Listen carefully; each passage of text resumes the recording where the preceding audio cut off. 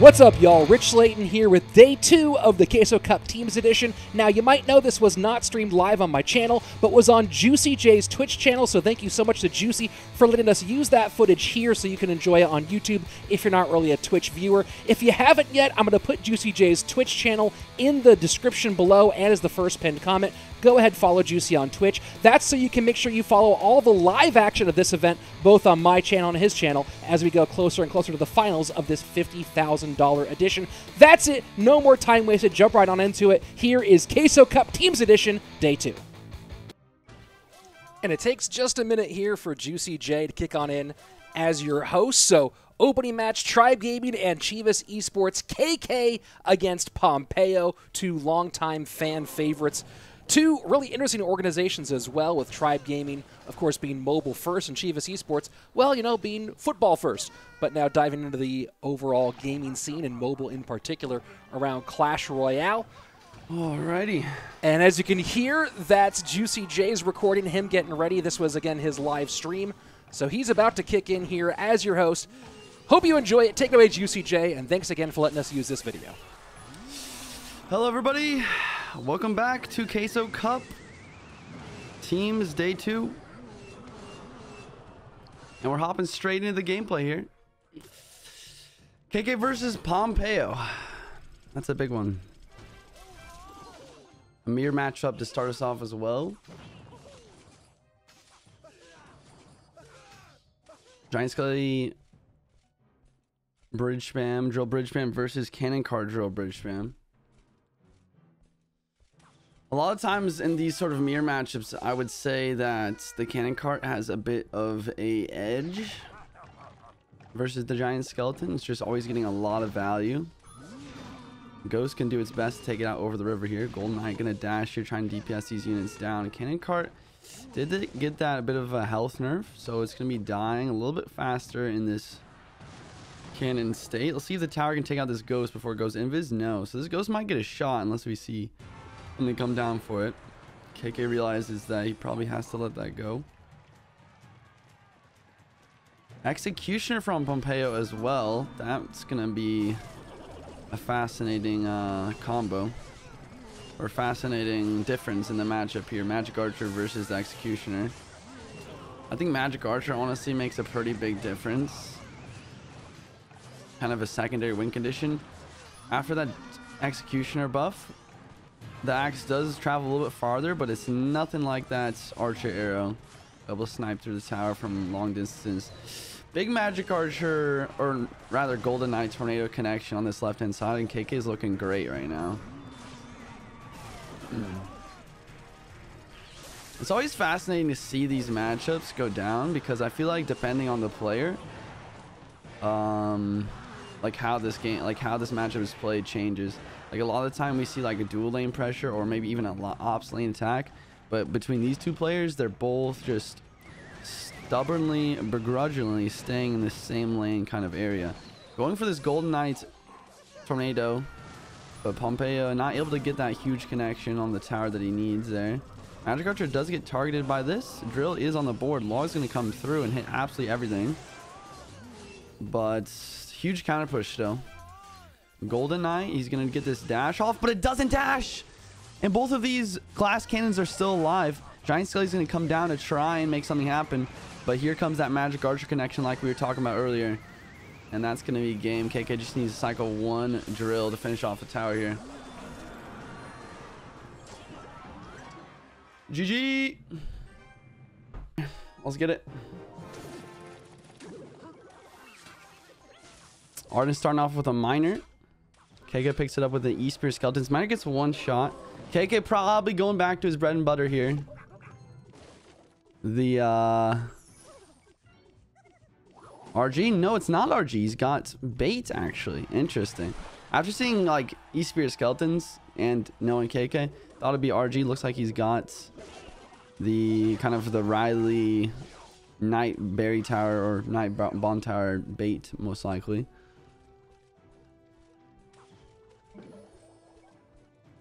Here comes a mortar and a queen. Bomb tower is down. E-Sphere Skeletons to try and take out this queen before she pops the ability. Not able to happen. Log's going to make sure that Berry Tower stays up long enough for the Dark Goblin to take this out, though. Log's going to come down on the Dark Goblin. KK has an opportunity to maybe go for a Goblin Barrel now. I'm sure Arden's got his Valkyrie ready to go though. Place the Valkyrie behind your tower quickly enough versus centered barrel. You can take out all 3 goblins. A little bit of a mind games potentially. KK might go for a Goblin Barrel in the front of the tower. Here comes the Goblin Barrel E-Spear. He goes for the Valkyrie in the front. And he gets the skeletons down and successfully gets the King Tower activation. Arden's probably feeling pretty good right now. Mortar versus bait is always, you know, a good situation to be in. It's not easy to defend those mortars from the bait side. And also, you have the Valkyrie, you have the log for the Goblin Barrels. Rocket Cycle is going to be probably the main win condition for KK in this match. If he does somehow find a way to win. Berry Tower down, gonna clean everything up, but now here comes the Miner. E-Spirit Skeleton's down once again. This time it's played absolutely perfectly. E-Spirit tanking that first shot from the Miner. 0 damage coming through there. Yep, I was gonna say, now's not a bad time to go for a bit of a rocket cycle. Arden needs to find a way to pressure this hard, but KK's already recouped a lot of elixir. He's gonna go for the Goblin Barrel as well. Here's a very nice Dark Goblin off the lane of the Queen, so the Queen does not take it out when she goes invis. Knight gonna tank this mortar. Dark Goblin does get one shot on the other side. Miner is chipping away, but the skeletons are down for it. Valkyrie's protecting this mortar though. A poison's gonna drop, but misses the Dark Goblin. Dark Goblin does walk into the poison, but it dodges the log at the same time. And now here comes the Goblin Barrel E-Spirit with that log out of cycle, switching up the Goblin Barrel placement as well. KK is playing this to a T right now.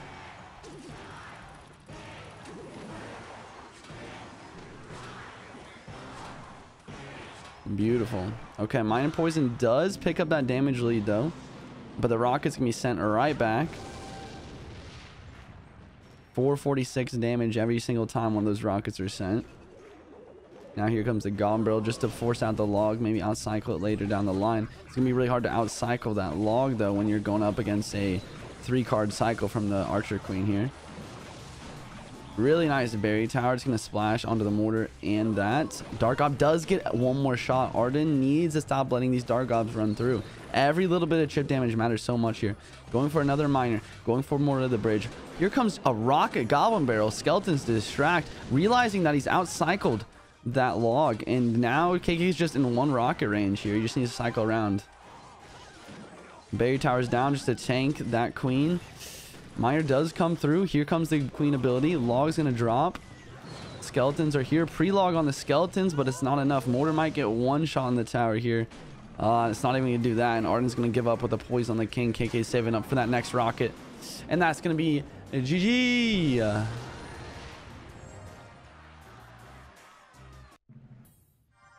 All right, heading into the next match.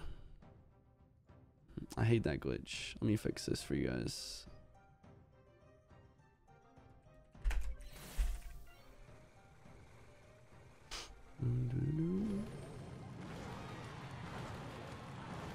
Oh, nope. Professional caster, by the way. My bad. Here we go. Now we're good. All right, KK versus Betfas. Game 3 of this cost. KK looks like he's got some Hog Earthquake with Inferno Tower Valkyrie. Going against Betfas with the Giant Skelly Piggies. It's interesting to see this deck on the top from Betfas like stay in the meta even after the Mirror nerf and the Pigs nerf and the Giant Skeleton nerf. Wow, that was a really lucky Archer Queen. He wanted to take out the Ghost and the Giant Skeleton stuff, but he actually just happens to lock onto that poor innocent flying machine. And now this counter push is pretty brutal. He does have the arrows, he does have the Fisherman, but the 3-card cycle was down with that Hog Rider, so KK is literally 2 cards away from another Hog Rider right now. That's probably his main game plan. It's not the first hog that gets you, it's always the second one. He doesn't have a really easy way to cycle back to that hog though. Since he's using Valkyrie and Delivery, he only has 1 cycle card, the Skeletons, in his deck.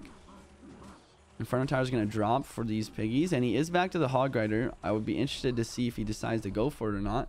Maybe he wants to be a little bit more patient since he realizes he's down some elixir here. And he doesn't have the Inferno Tower and cycle to deal with the giant skeleton or anything like that. Okay, he's just going to opt to go for a Valkyrie here and just play it safe. Here comes the Hog now. Giant Skelly is in hand. Hog will get 2 shots, I believe, here. Yeah, even with the King Tower activated. Queen is down since there's no Inferno Tower and cycle. Valkyrie actually finds a way to kill that Mother Witch. That's pretty huge. Royal Delivery plus Queen ability is going to really clean up everything on this left-hand side. Pigs on the right are kind of putting in some work. Queen's going to help out a little bit. Hog Rider not able to break through the Fisherman Ghost combo. Earthquake gets a little bit of chip damage. Do we see a second Queen ability drop right now? No second Queen ability, so now this counter push is a bit scary. Valkyrie's going to come down. Skeletons distract this Fisherman. Some really good micro from KK here. He has a damage lead right now. The question is, can he hold on to it? He goes for the Inferno Tower. Inferno Tower is going to be really, really useful versus the Giant Skelly. But this is a really nice split lane pressure, and he just needs something for this Flying Machine right now. Flying Machine is locked. It's getting massive amounts of hits, and Hog Rider also gets a hit, though. Giant Skelly Bomb going to take out most of this Archer Queen, and a really bad Valkyrie. Oh, Law's going to try and make up for that mistake, but yeah, Giant Skelly at the bridge. Flying Machine at the bridge. Inferno Tower does drop to kill this Flying Machine. That's huge. Road Delivery is going to kill the Zappies. Would not be surprised to see Betfas go in for some pigs very soon, since this Inferno is going to drop to that bomb. Yep, there's the pigs on the ops lane. Fascinating choice. I feel like Betfas shouldn't be splitting up his damage right now. I feel like he needs to be going same lane as opponent and kind of just blocking up this lane with giant skeletons and just having good defenses and counter pushing. As we can see here, KK has been focusing on one lane this entire match, whereas Betfas has been splitting up his damage. And that's probably going to be the difference maker, honestly. Skeleton distracts that Fisherman by 1 second. Hog does break through for a shot. KK is so close to winning this game and clutching up this King of the Hill on his own. Road Delivery Log on the right, Valkyrie on the left. Pigs are chipping away. Fisherman's still alive as well. Giant Skelly at the bridge. Flying Machine does go down to the Queen. Inferno Tower is high. Zappies are down, though. It's going to stun this Inferno Tower. KK does not have a lot of elixir right now. Pigs on the right. Maybe the split lane pressure is going to help him out after all. Royal Delivery drops. Inferno to pull this Giant Skelly back. Log on everything. Is the Flying Machine going to log? Skeletons get down. Pigs on the right-hand side are chipping away, though. 22 seconds left. KK has survived. He's going for the Hog Rider now. Fisherman, really odd placement. Hog does find the shot, but the arrows are going to finish it off. And that's going to be game. What a match. Betfas going to hold on to this King of the Hill. Give them a chance to come back. Maybe a reverse sweep. Tribe Gaming at the top with 3 points. Plugin, Game Arena, Urban Esports, Chivas, SK, Team Liquid, and Queso finishing off at the bottom here. This is the second day of the Queso Cups Teams Edition.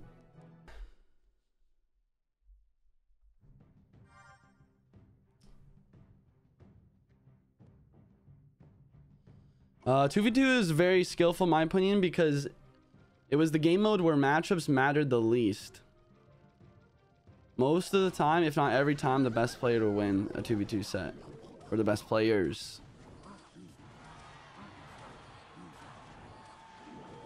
A lot of skill in that game mode, really. I would love to see a competitive like 2v2 ladder one day. That'd be cool. Anyways, let's get into this gameplay. We got Betfas with a Cannon Cart Miner Mortar, most likely. We got Greco on the bottom here using this Mega Knight Ram Rider Mother Witch Mighty Miner deck. Mortar at the bridge here from Betfas. We got a Ram Rider to distract that. Ewiz to help take this out. I love the Arch Queen here sniping that Ram Rider, using the ability preventing that hit and helping protect this Mortar. And Mortar's going to get a shot because of that. Queen gets some nice value forcing out another Royal Ghost as well.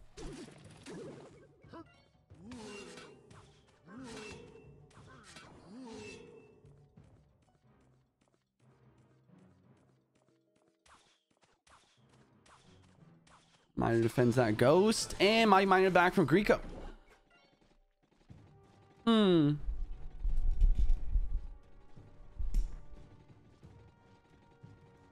It's interesting to see Betfas with the cannon cart and the Arch Queen.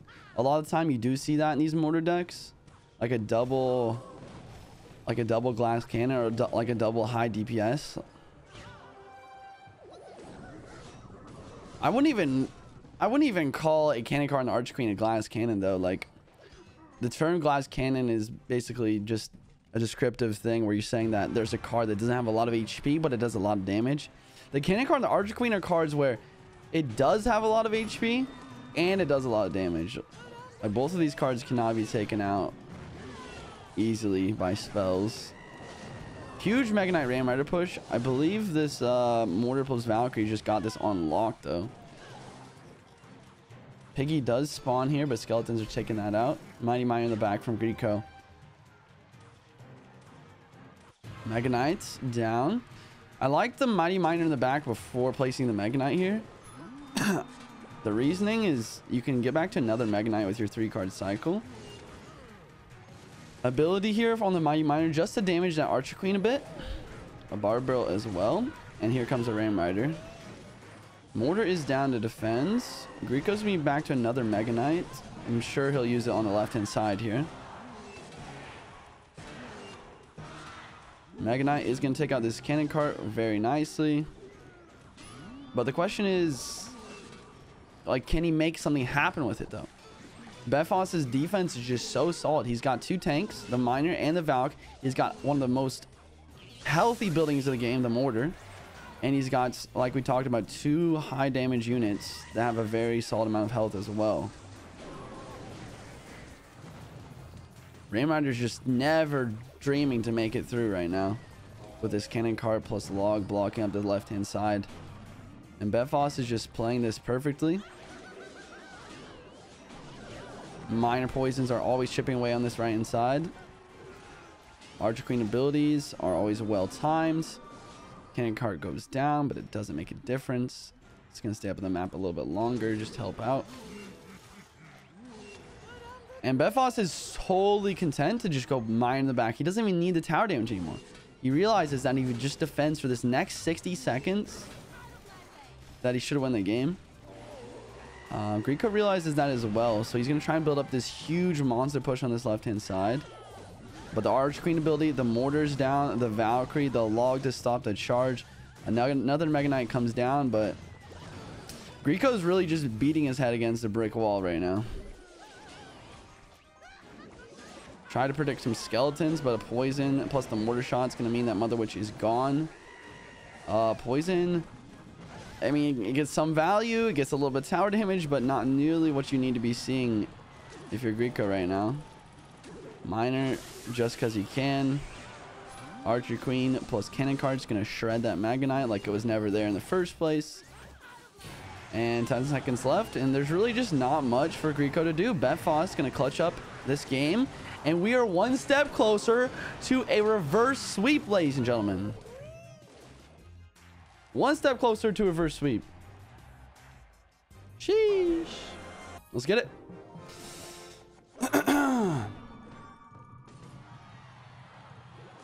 Betfas versus Wallace. Tribe versus Chivas. Game 3 or game 5. Sorry. Game 5 here. Fisherman's gonna pull this giant skelly in range here. But the log's gonna knock it back at the final moment. Well played stuff there. RG gets a couple shots. Quite a few shots, actually. But big counter push from Betfas here. Fisherman's going to do his best to try and clean this up. He's going to need to save up for that ghost. The ghost does drop, but the cannon cart's locked. E-Spear's going to push that back. Interesting. So Wallace going to his comfort. Roll Giant here.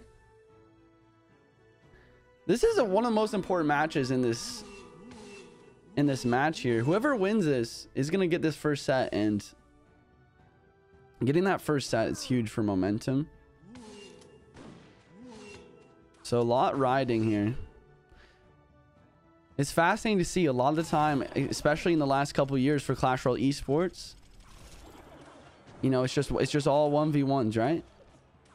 Each player is playing for themselves and themselves only. The pressure that these guys are having this situation where not only do they have their own fates on their shoulders, but they also have every single one of their teammates' fates on their shoulders here. Fisherman can pull this giant skelly into the middle. Magic Archer is going to try and line up here. E-Spirits is going to prevent that Magic Archer from getting any extra shots along with that Hunter.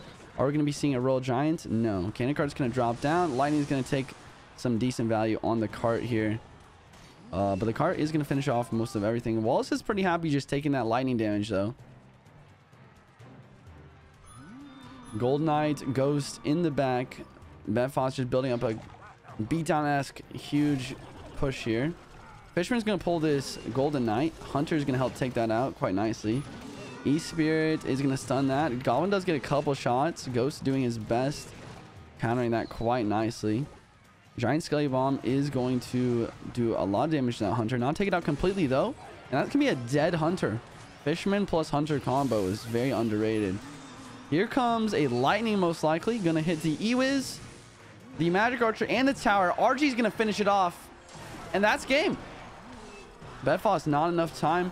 Wallace, going to his comfort. The Royal Giant, clutching up a very nice game. And Wallace is going to take the first set, the first King of the Hill for Tribe Gaming. Anaban versus Pandora, first game. Anaban with the Ice Spear in the back. Goes to counter Pandora. Maybe another Golden Knight Bridge Spam. Drill Bridge Spam. Super popular deck. No, he's got the Mega Knight. So Mega Knight Ram Rider. Could be the Mighty Mighty Poison variation. Could be the Lightning Archer Queen variation. We'll see. Valkyrie's going to come down. Archer Queen is on the defense with some guards to surround this Mega Knight. But the Ram Rider is helping the Mega Knight pretty quickly kill these guards. Will the Archer Queen stop the Mega Knight from jumping? It will, but the Ram Rider does connect for a charge and 2 hits. Valkyrie did get a bit of damage on the left-hand side, but Pandora's got to be feeling pretty good. Overall, a pretty tough matchup over Pandora. So whenever he can trade damage, it's something that he wants to do. Basically, like, the reasoning behind that is it's a lot harder for Pandora to get damage than Anaban can. So because of that, whenever he can trade damage, it's usually something you want to do, especially when you're getting a positive trade there, getting more damage than your opponent. But that's obvious. Zappy's the back. Interesting. Didn't expect that. And then a Ghost in the back. Valkyrie's going to come down to prevent this Ghost from getting any sort of connection. And a Mortar the bridge from Anaban. Mighty Miner is down. Mighty Miner is down to distract the Mortar, but you still have to take it out. You can't just distract it. Okay, Barbarian Barrel is going to come down. Mortar does get distracted by the invisible Mother Witch on the right hand side there. And I'm guessing we're going to see a Mega Knight. No Mega Knight in Cycle, maybe? Why would you not Mega Knight there? I feel like that's just a sacrificial Ram Rider. For a couple more Elixir, you could have got your Mega Knight down, right? And then you're in a situation where you have a full health Mega Knight counter pushing as well. Bit of a mistake from Pandora, I'd say. Unless, once again, unless somehow the Mega Knight was not in Cycle, but I just really can't see that being the case. Arch Queen's going to prevent these Zappies from hitting. Pandora still has a slight damage lead, but it's just not by much. Poison to help damage. Mighty Miner is distracting. Barbaro comes down. Early Queen ability. Make sure that Queen stays alive. Very well played. Zappies is going to take that out. And all of a sudden, Anaban's got that very nice damage lead once again. Mother Witch can turn some guards into pigs on the right. Not able to spawn that third pig, though. Valkyrie's going to do a great job of preventing anything from happening on this right inside. Queen's going to help kill this Mother Witch. Mega Knight's down to distract the Mortar. No Queen in Cycle to help DPS this Mega Knight. I wouldn't be surprised to see Pandora going in with a Mega Knight Ram Rider push right now. Mega Knight Ram Rider, Ice Spirit, Valkyrie, and guards on the defense. Mother Witch at the bridge to try and spawn some pigs. But what a great defense. Pigs are going to get a bit of chip damage, but when we're talking about chip damage, this Miner on the left-hand side is always chipping away. But all of a sudden, this Mighty Miner, while all of this was happening, this right-hand side for Pandora, this Mighty Miner on the left just takes this tower down the left to, like, below half HP.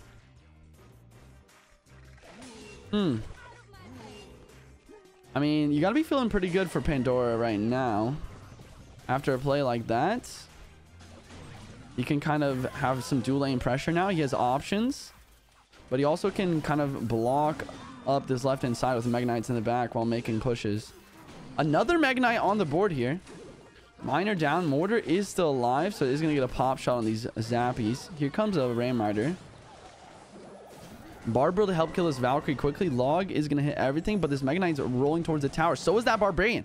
The Barbarian doesn't seem like it's a danger, but it is. 3 huge shots, taking that tower down to 986, and the Ram Rider just might charge. The Ram Rider's going to charge, and Pandora is going to take that first game, taking out Anaban in the first match of this King of the Hill in the second set.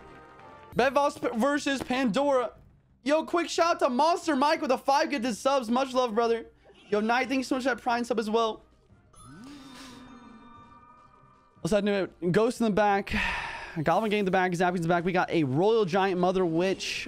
Skeleton King from Betfas. And Pandora looks like he's using the Goblin Drill Golden Knight Bridge Spam. Ewiz in the back. Fisherman is going to pull this Ewiz in since it is distracted by the Zappies right now. Mighty Miner comes down the back. And it's not going to be the Mighty... Or it's not going to be the deck that you thought it was. It's actually going to be the same deck. And this is, once again, I don't know how you guys feel about it, but once again, it's one of my favorite parts of teams formatting. Is there's no duels formatting here, ladies and gentlemen. These players can repeat as many cards they want. They can repeat the same exact deck, and that's what Pandora's going to do. The Mind Games. Going to use the same exact deck that he just beat Betfas' teammate with. Overall matchup wise, I'm not sure. Let me think about it. What does Pandora have for the Royal Giant? He's got the Mighty Miner, but Betfas does have the Zappies for that. Betfas does have the Fireball for the Mother Witch. That's huge. And stopping the Ram Rider, you know, it's not too difficult. You do have the Fisherman, you do have the Zappies, but it's not easy per se either, especially when we're talking about like a Mega Knight Ram Rider push. I don't know. I would say Betfas maybe has a slight advantage in this matchup, but really all it takes is one mistake versus a big Mega Knight Ram Rider push. RG does get a lot of shots on this right hand side. Pandora needs to do some crazy stuff right now to make the comeback. And he's doing it well. He uses that Mighty Miner ability. But once again, that defense is just brutal. And one of the biggest things here as well that I didn't really talk about, didn't touch on, is the Barbarian Barrel. Like, you have the Barbarian Barrel for the Goblin Gang, but you can only use it when Betfas is on the offensive. Barbarian Barrel isn't able to reach that defensive Goblin Gang. Yeah, this is already kind of just looking like game. I don't really see Pandora being able to break through and make such a major comeback to make up for this damage deficit. Maybe a small mistake from Pandora to go for that Mega Knight in the back earlier. Ram Rider's doing its best to stun and prevent and slow this RG, but the RG gets the shot anyways. Zappies and Fisherman, Ram Rider just not able to break through something like that. Another RG of the bridge, and this is probably game over. I don't really see this RG not getting a connection here. Pandora throws everything that he has in his deck to try and make it happen, but just not enough. And Betfas is going to take it. 1-1 of the King of the Hill. This could go either way.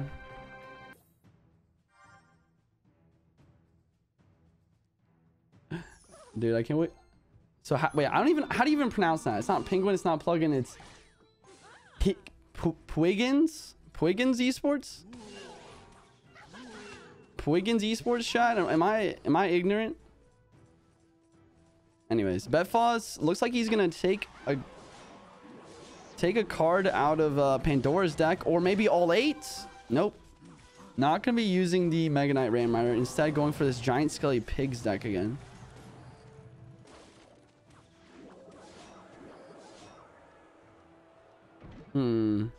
KK using that Mortar Miner Val Queen deck we've seen so much of today already. Poison's going to drop on the Flying Machine and the Giant Skelly. It's not going to be enough, though. You got to use something. Guards are going to have to come down. That's a lot of elixir. Betfas is up quite a bit after that exchange.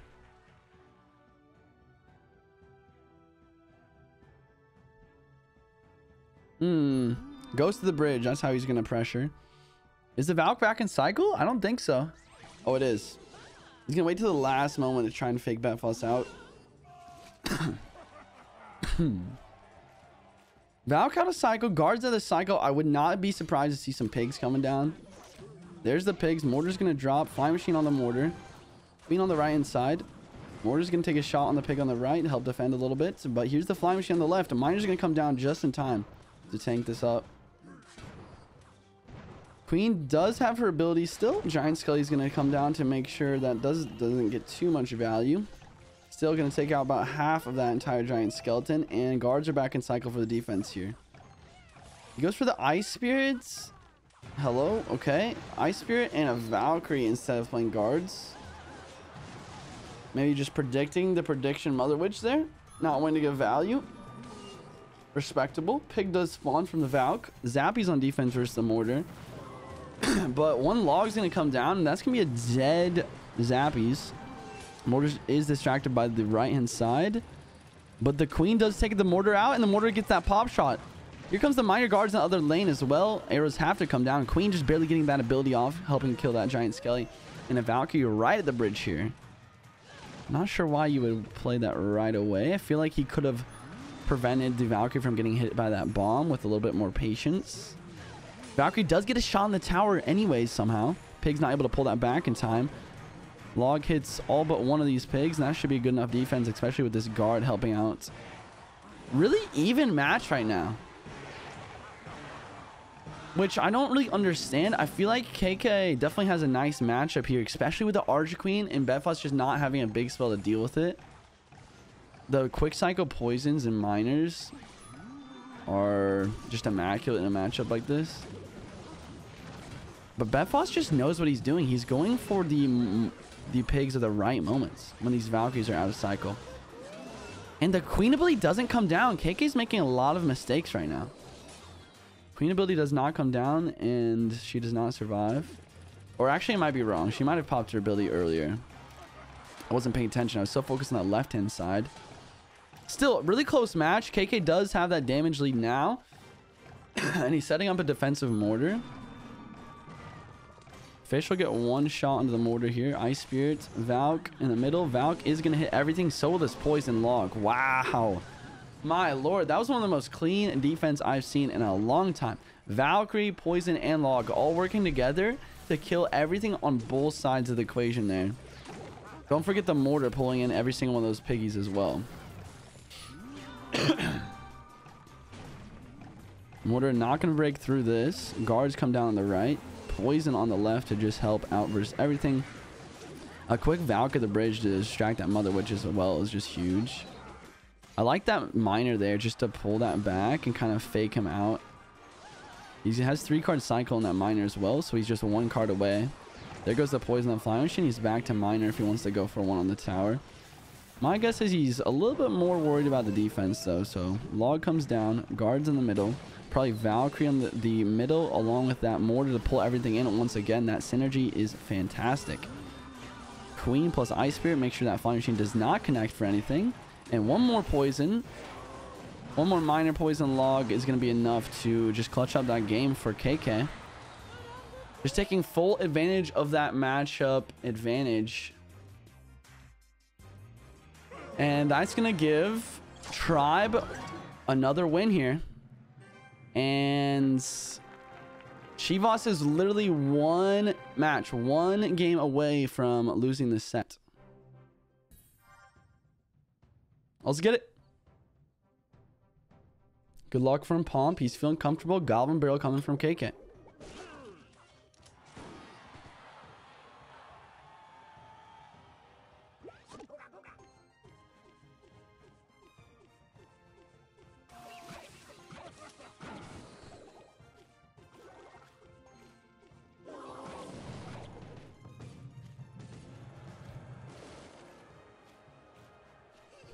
Another Goblin Barrel from KK. So it looks like it's RG. Bait versus RG. Interesting. Pompeyo's bringing KK's own deck against him right now. I would say RG has a... Oh no! KK, what? Huge mistake. Knight misplaced. A ghost splashes on tower for 3 big hits. And I was just about to say, I feel like Pompeyo is a great matchup here. A great matchup indeed. He's got the quick cycle to deal with the goblin barrels. He's got the log. He's got the hunter if he ever gets out cycled. And then he's got the lightning to break through any bomb tower or any building that KK might have. KK making that huge mistake earlier on makes a huge difference as well. And he's going to miss the kite on this ghost. And this ghost is locked on the tower. KK realizes that he needs damage and he needs it now. He's going for his goblin on the left-hand side. But not much is going to happen before that log rolls through and takes out everything. So, Pompeyo's feeling good. He's got this win on lock if he can just continue to hold on to this damage advantage. That's what it's all about. In quick cycle mirror matchups like this, it's all about getting a damage advantage and just holding on to it. And that should not be difficult to do for Pompeyo here. AK is going to need to make some crazy things happen if he wants to win this. Okay. Crazy things are happening. Out cycle in the log here. Goblin barrel is connecting, but now there's 2 RGs on the board. Logs and cycle as well for this Dark Goblin. RG is on the right-hand side for 1 shot. 2 shot. 3 big shots on the right-hand side with that Fisherman helping out, assisting, pulling that Knight in. And Goblin Barrel does come through. Log is out of cycle since he used it on offense, but Skeletons are cleaning up quite nicely. And here comes another roll of Giant. Knight is down. Buried Tower is up outside of Lightning Radius. I like that play a lot. Log on the RG as well. E-Spirit to stun it as well. Skeletons to finish it off. No shots, no lightning value. KK is holding on by a thread right now. It's interesting to see neither of these players using a champion here. So no 3-card cycles in play at all, which is, I feel like, fairly unprecedented. A lot of the time we do see these players bring champions. I feel like that's a little bit more of a new thing in this meta after some of the champions getting nerfed, like the MiniMinter. But yeah, RG gets that last shot, and now Pompeyo's just 1 lightning away from finishing this match. So we're gonna see a win from Pompeyo, and once again we're in the last match of this King of the Hill set. 1 game away from both players, but Wallace is coming in. Good luck from Pomp again. He's feeling good.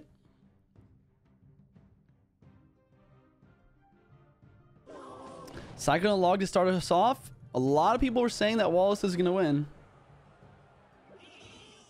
Personally, I would love to see Pompeyo clutch this up and force it to one last set here.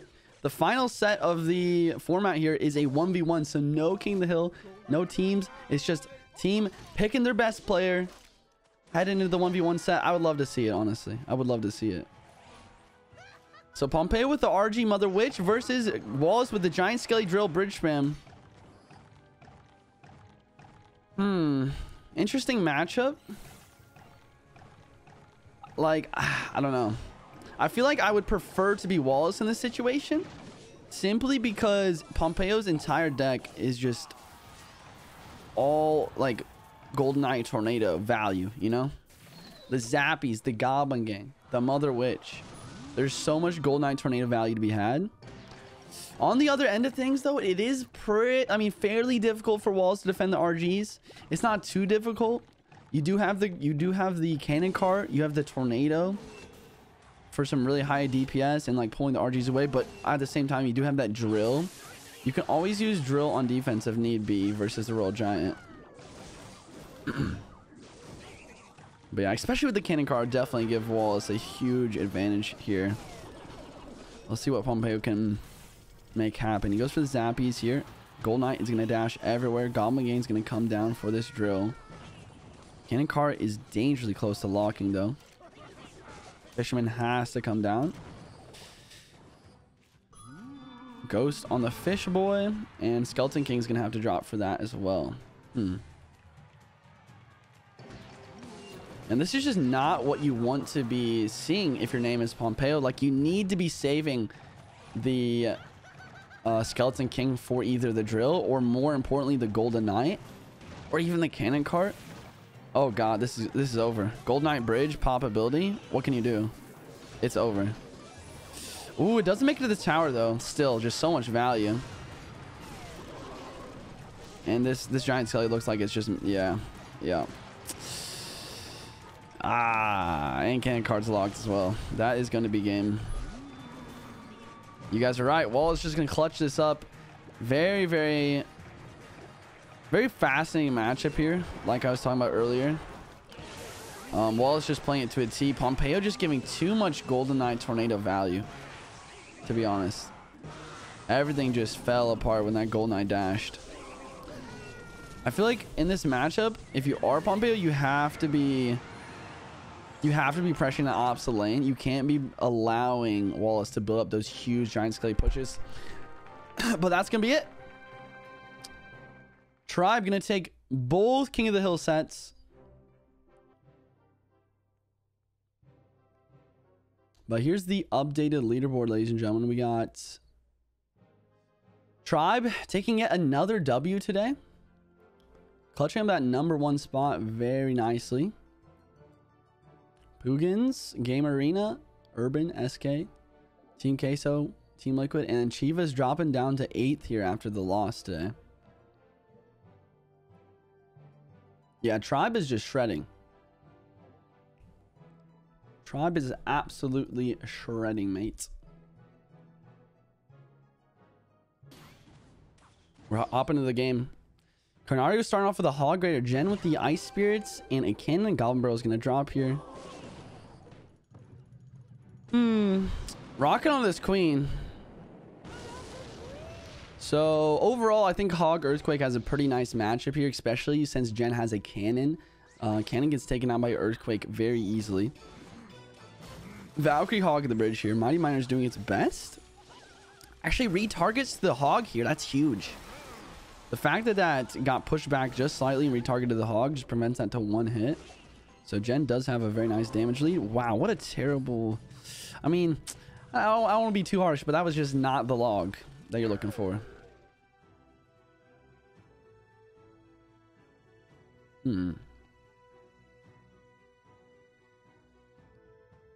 So Gen has a very nice damage lead. Oh, I think I said the wrong person. KaNaRiOoo with the not so great log. But yeah, Gen with a nice damage lead right now. And even though the matchup can be tough, like as a bait player, it's always a good situation to be in. Like if you have that damage lead, it's not very difficult to hold on to it. Log's gonna make sure that Hog does not get a shot.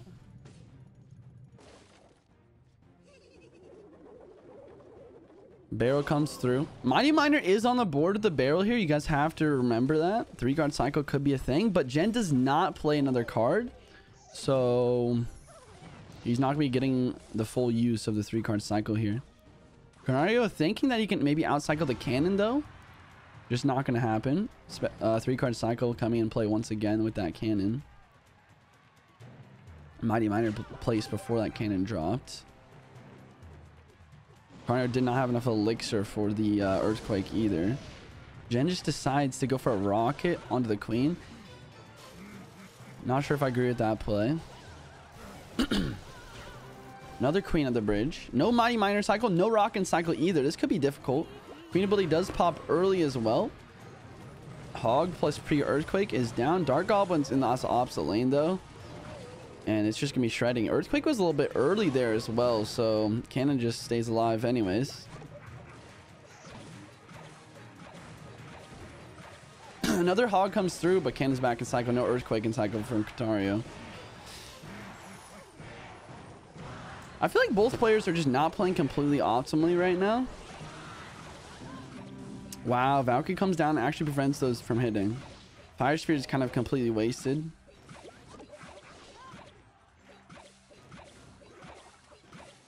What is happening?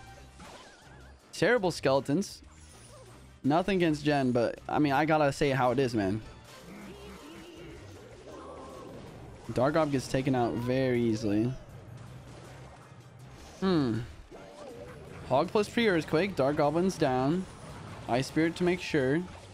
Here's another barrel. But this log is just going to hit everything. No log. Valkyrie in the back just completely whiffing on the goblins here. And log's going to kill the Dark Goblin instead. Mighty Miner at the bridge. Jen really wants to psych. Okay, now KaNaRiOoo's BMing.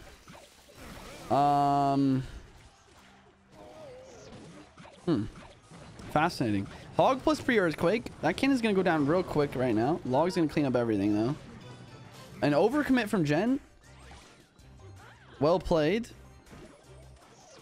And a Valkyrie Hog in the opposite lane from KaNaRiOoo. Goblin Barrel's going to come through. So will that Mighty Miner ability. Push that Queen in the opposite lane. Early ability onto quite literally nothing. And here comes another Hog. Missing the pre-earthquake onto the cannon there. Log on the barrel. Queen gets a couple shots on left, and we are back to another Hog Rider with this 3-card cycle, though. Pre-earthquake does connect this time.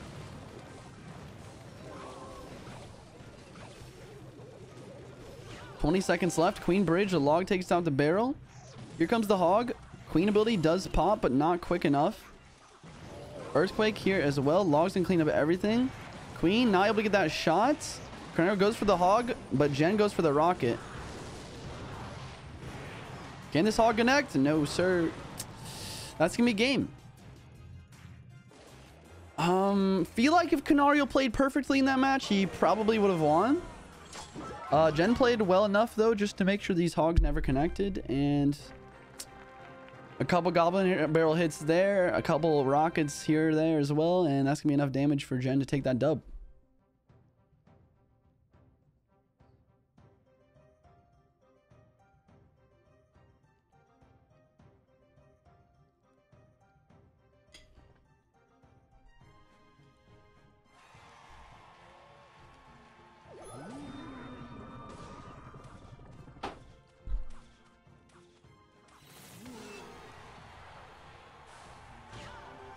Queen and Ghost from Jen. We got Vitor the Zambi's Bard Barrel.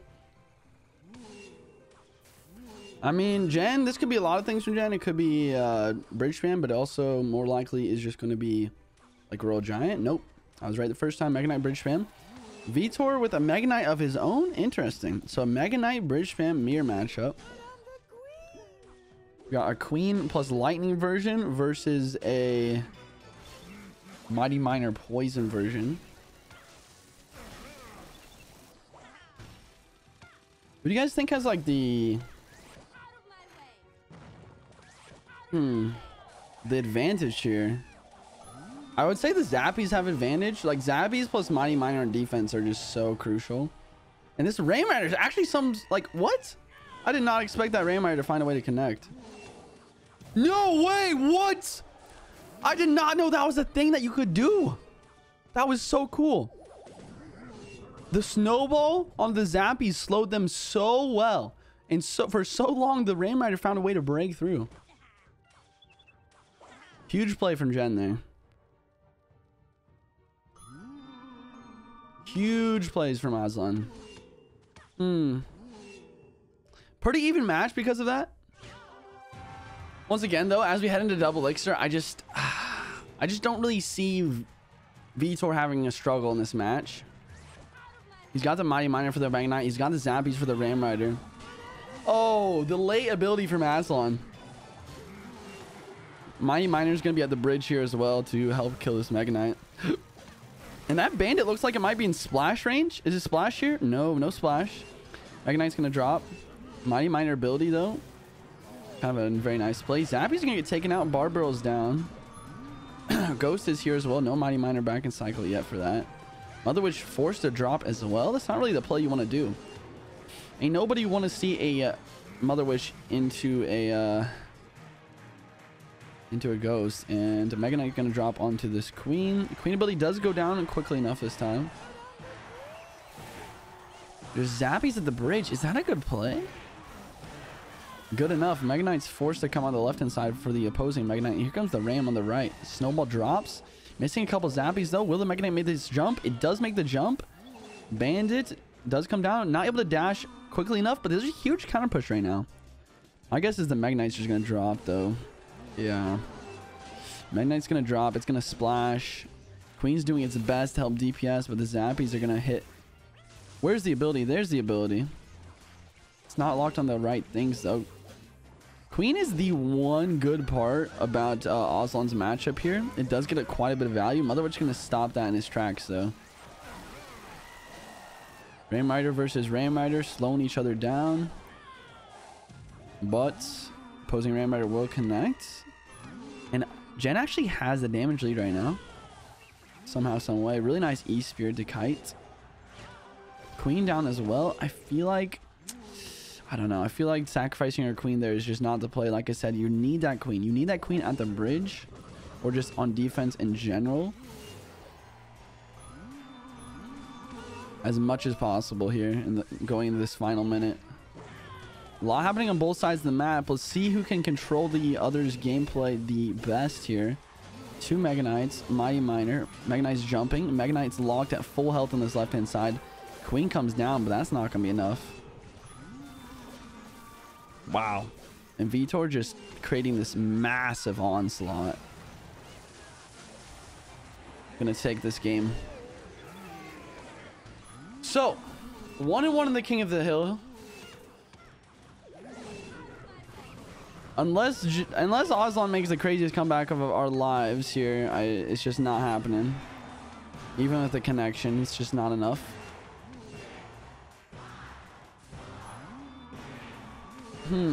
So, yeah, like I said, it's 1-1 in the King of the Hill here.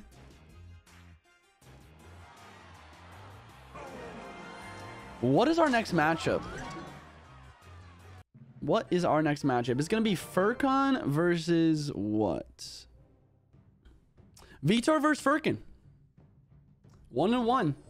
Whoever wins this game is going to get that momentum rolling for their team. More to the bridge first play. E-Spear ops the lane. Fishman down. Furkan with the Royal Giant. Vitor gets the King to activation. Not super useful versus Royal Giant, but still nice to have nonetheless. Giant Skeleton going to come down to tank as well here. Valkyrie protecting the mortar. Really nice Valk there. Valk does cross. Giant Skeleton is going to take that out with the help of the tower. Mortar does lock for a shot here. Ooh, last second miner here. Mortar's going to get 2 shots now.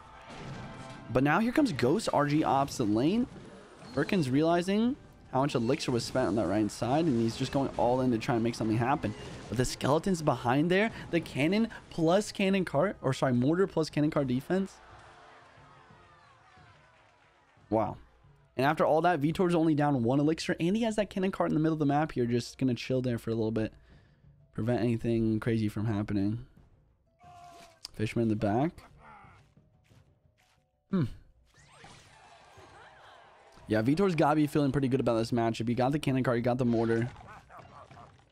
Furkan's going to have to do some pretty snazzy Giant Skelly RG pushes. Some pretty big pushes if he wants to break through. Oh, he's got the Archer Queen as well. My lord. Furkan better have lightning. If Furkan does not have lightning, guys, this game is over. I'll tell you that right now.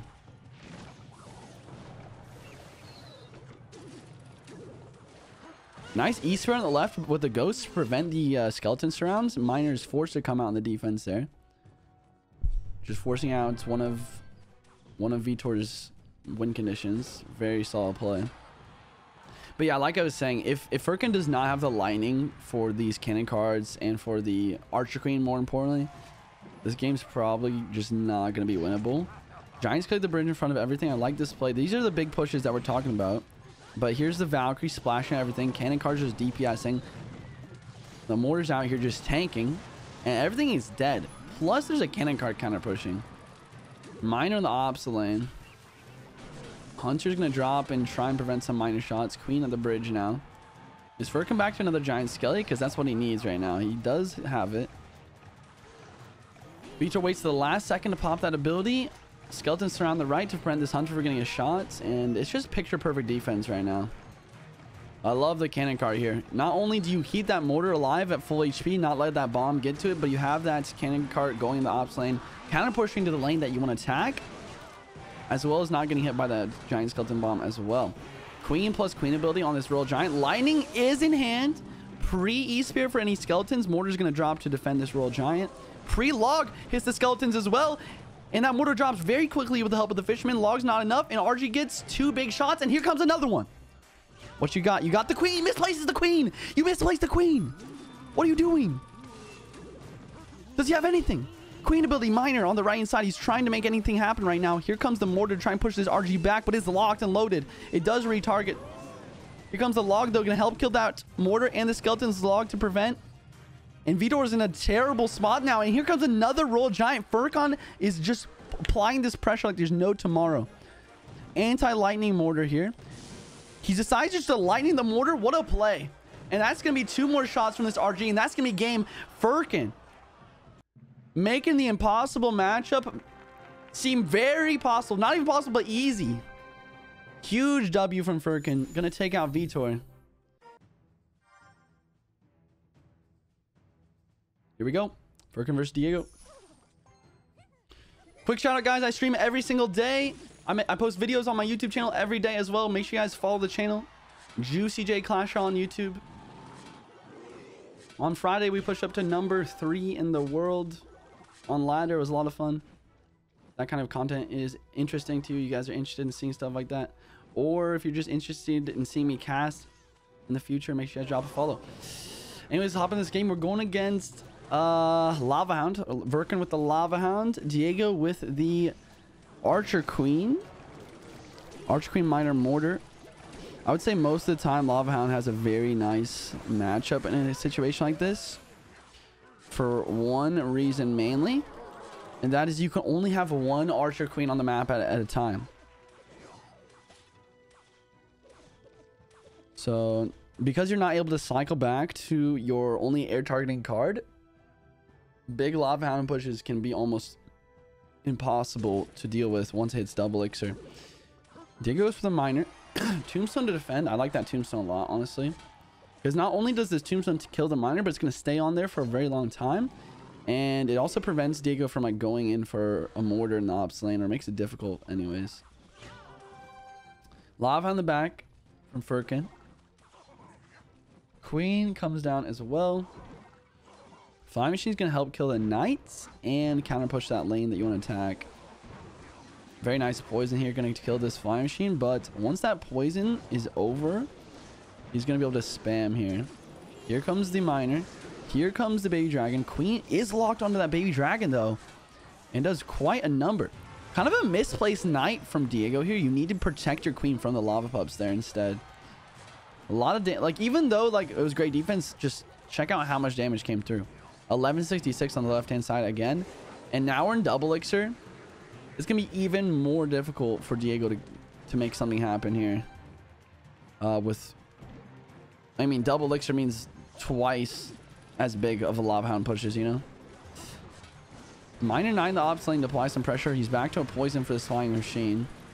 He pops that ability, but that's going to mean the Flying Machine gets one nice shot there. Arrow's going to drop and take out that Ice Spirit. Wow, what a prediction arrows there. Killing that Queen as well. Giant or Skeleton King ability on this right hand side as well. You got to watch out for the Inferno Dragon. He pulls it back with a Knight, but now here comes the Flying Machine on the left hand side. Queen drops for the Flying Machine, but look at the Inferno Dragon on this right hand side. Ice Spear has to come down there. Lava at the bridge, a miner plus some arrows, and this game is over. Not quite. Furkan just needs to cycle to one more round here. But that's going to mean that Game Arena is going to take the win here. Team Liquid are going to fall pretty convincingly in the first set, this first King of the Hill.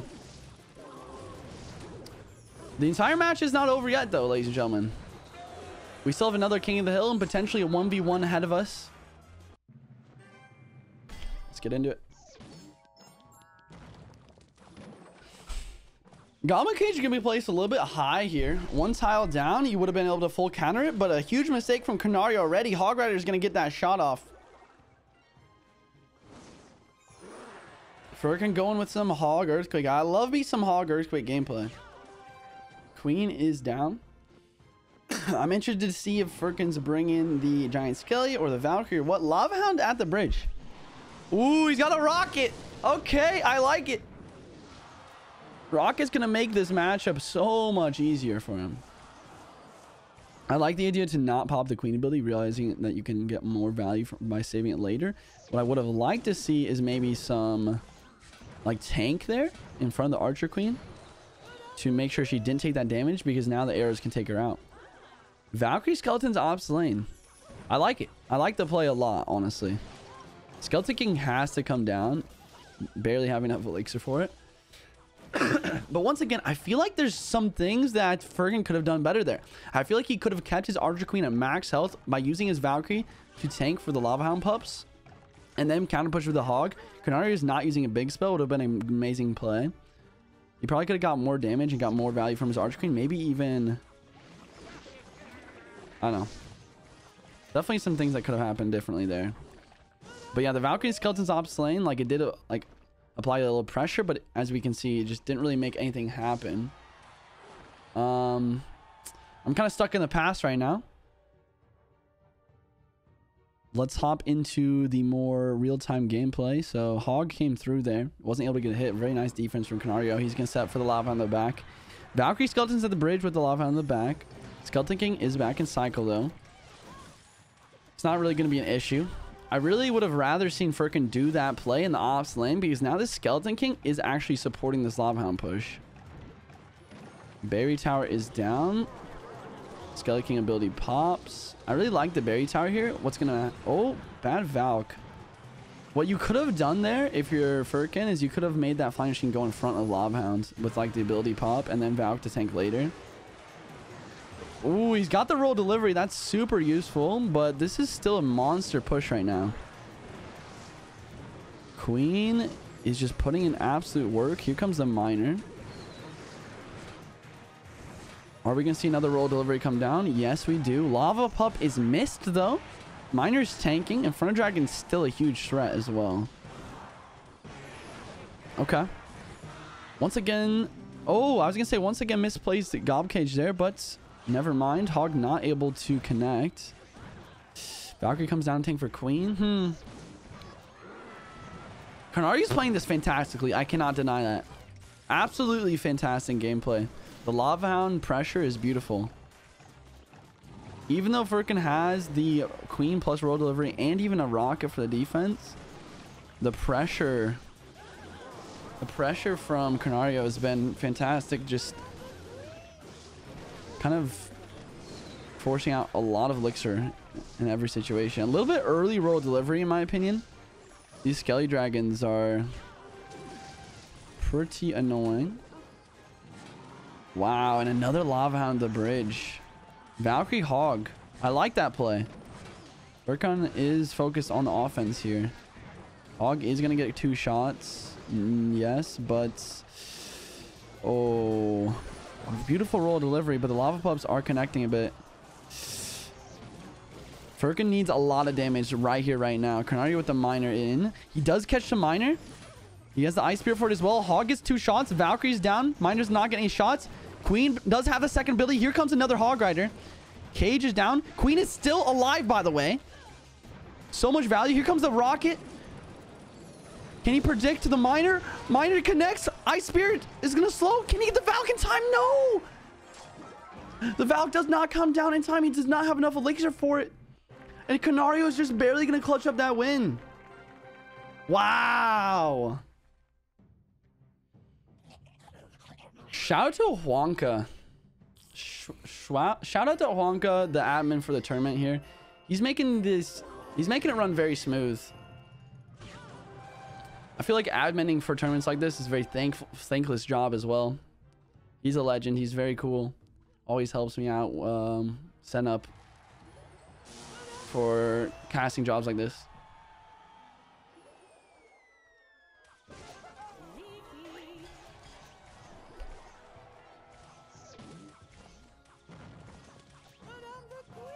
Okay. So Jen with the Hog Earthquake. Kind of copying KaNaRiOoo's last deck they just played. KaNaRiOoo with the Royal Giant here. Archer Queen variation. I would say usually Hog Earthquake beats a Royal Giant deck, but since KaNaRiOoo's using a Lightning variation, it's going to be very difficult for Jen to keep up. Very difficult.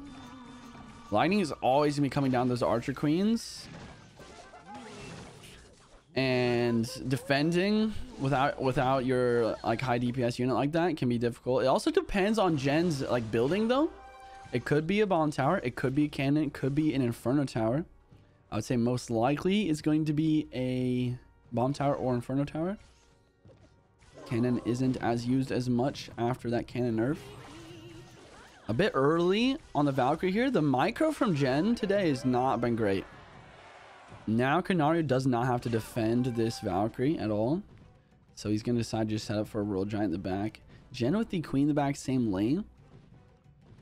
You got to be careful here. Lightning will definitely come down sooner or later. Here comes a Hog Rider, same lane rather than the opposite lane.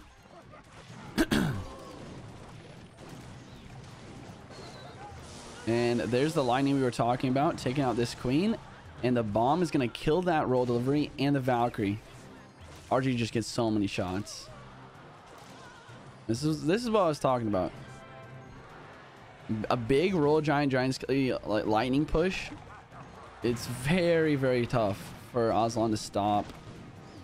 I really love the placement. That's a very important placement. Do you guys pay attention to that? You use the giant skelly, place it slightly to the left there. And that pushed the Hog Rider towards the King Tower to make sure it only got one shot rather than two. So it looks like Inferno Tower is going to be the building for Jen. That definitely changes the matchup quite a bit. Now KaNaRiOoo is in a situation where he has to decide, does he want to use the lightning on the Inferno Tower or does he want to use it on the Archer Queen? But those kind of questions are something that he doesn't have to worry about as much anymore because he has such a huge damage lead already. It's really in Aslan's court to try and make something happen right now. I love this play from KaNaRiOoo. Just completely using the double tank there. And just completely blocking this Hog Rider. Lightning's going to drop onto the Inferno Tower this time. This is a huge push. Valkyrie's going to do its best, but this Fisherman predicts that Valkyrie and gets an extra RG shot. And this the game's over. Just one more Lightning from KaNaRiOoo. This is not what I expected. This is not what I expected, ladies and gentlemen. We got Team Liquid 2-0 in the second King of the Hill here. KaNaRiOoo coming up, showing up. Bouncing back from that first set. Seeok with a good look.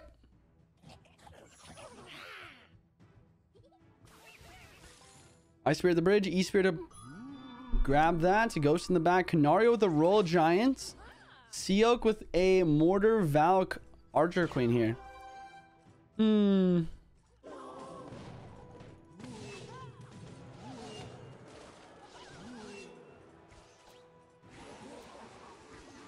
So apparently I'm supposed to say his name Gaunch Aslan. Like Gaunch?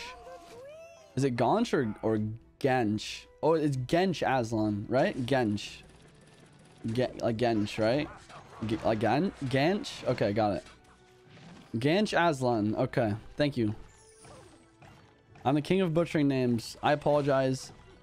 I mean, no disrespect. Valkyrie guards in defense over here. Queen as well. E-Spirit's gonna kind of stun everything. RG does get quite a bit of hits here. I love the Ghost. The Ghost here to keep everything in range of that giant Skelly Bomb is huge. And KaNaRiOoo is already in a good spot. I definitely think that Seeok can come back.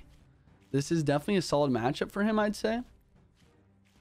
It's not as solid as you might think, though. There's no cannon cart in play here. But you do have that Ice Spirit to stun, the Log to stun the RG. You got the Mortar for the defense. The guards are very strong versus RG as well. In order to break through guards with RG from KaNaRiOO's side, you need to go like pre-log, pre-E-Spirit. And that can be something that's hard. On the other end of things as well here, the Poison Log. Poison Log to kill the Queens is so important. One of the only spell combos that can actually kill the Archer Queen. One of the only 6 elixir spell combos. Fireball Log, Poison Barbell, just not able to do that trick. Archer Queen up top here. Here comes a Lightning on both of those.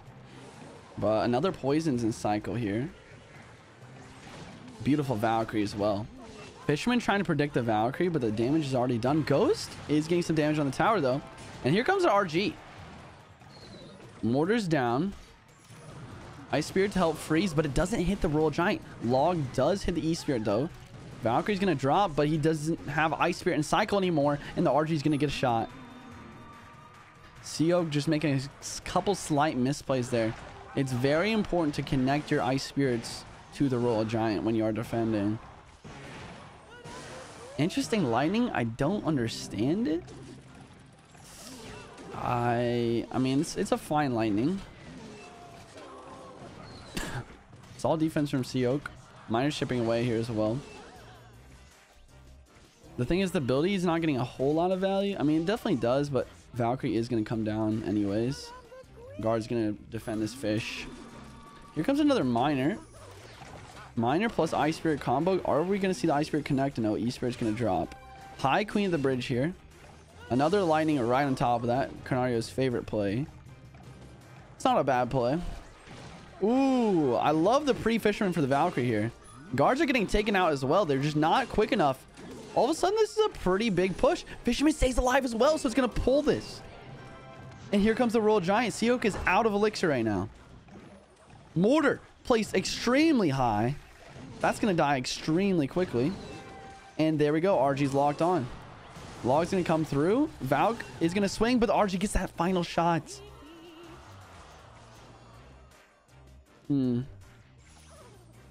Ice Spirit down. Lightning is going to come through. 3-card cycles activate with the lightning as well.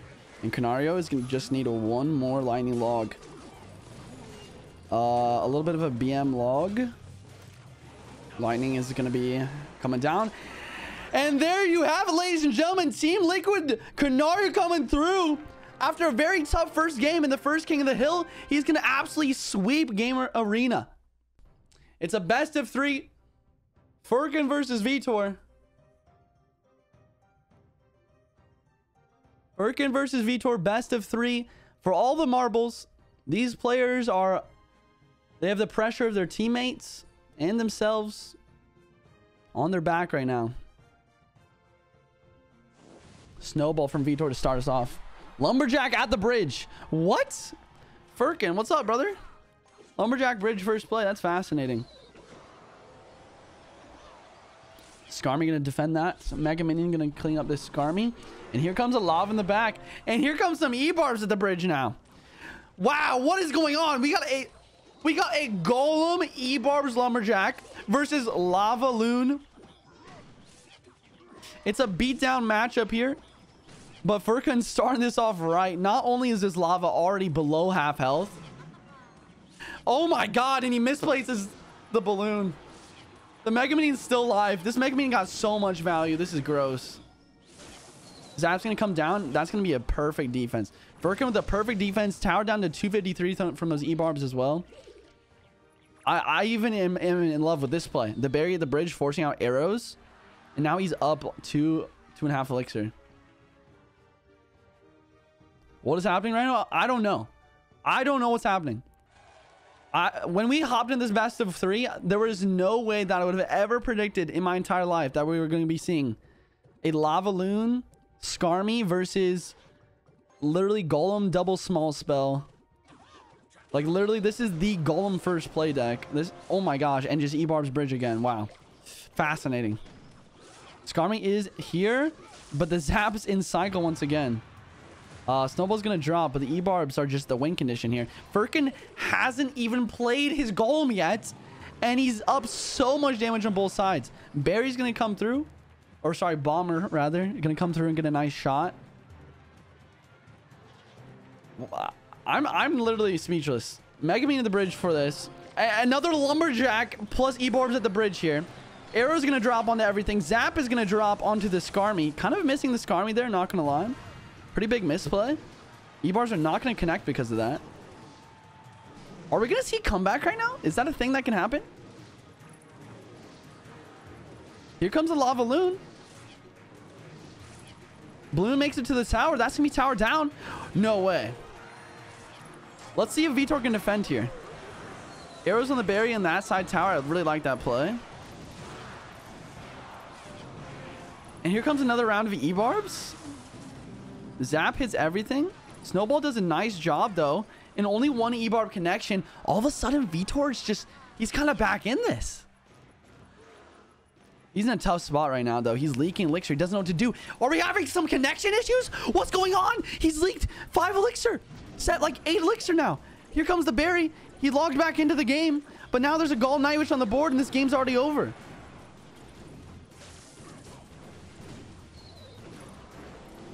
This is one of the weirdest, craziest, most roller coaster of emotions Clash Royale game that I have ever seen.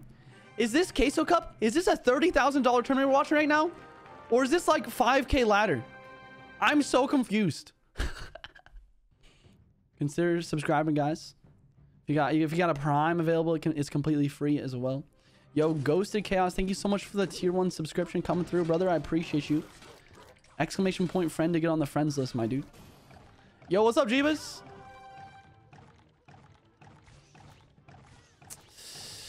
Miner Archer Queen versus another Lava Hound Miner. Once again, always like to be from the Lava Hound's side of things in a matchup like this, I'd say. No way that gets hit. Oh. RG in the back. No, not Lava Hound. Okay. Makes sense after seeing the Barbell roll Giant instead. And a Rocket coming through for Furkan. Wow. So Queen, Miner, Rocket. Probably Queen, Miner, Rocket with either a Berry Tower or an Inferno Tower. Here comes some Skeletons and a Miner on the defense. Mother Witch is here. Going to spawn some piggies, though. Fisherman's going to pull this Miner in and spawn another pig as well. This is a big counter push here. No Rocket in cycle from Furkan. What's his play? He's got the Roll Delivery, of course. Roll Delivery drops. Queen's going to help out, but the Skeleton King ability is actually pretty useful here. Firesprint not getting the connection on those Skeletons that he wanted. Queen gets quite damaged now.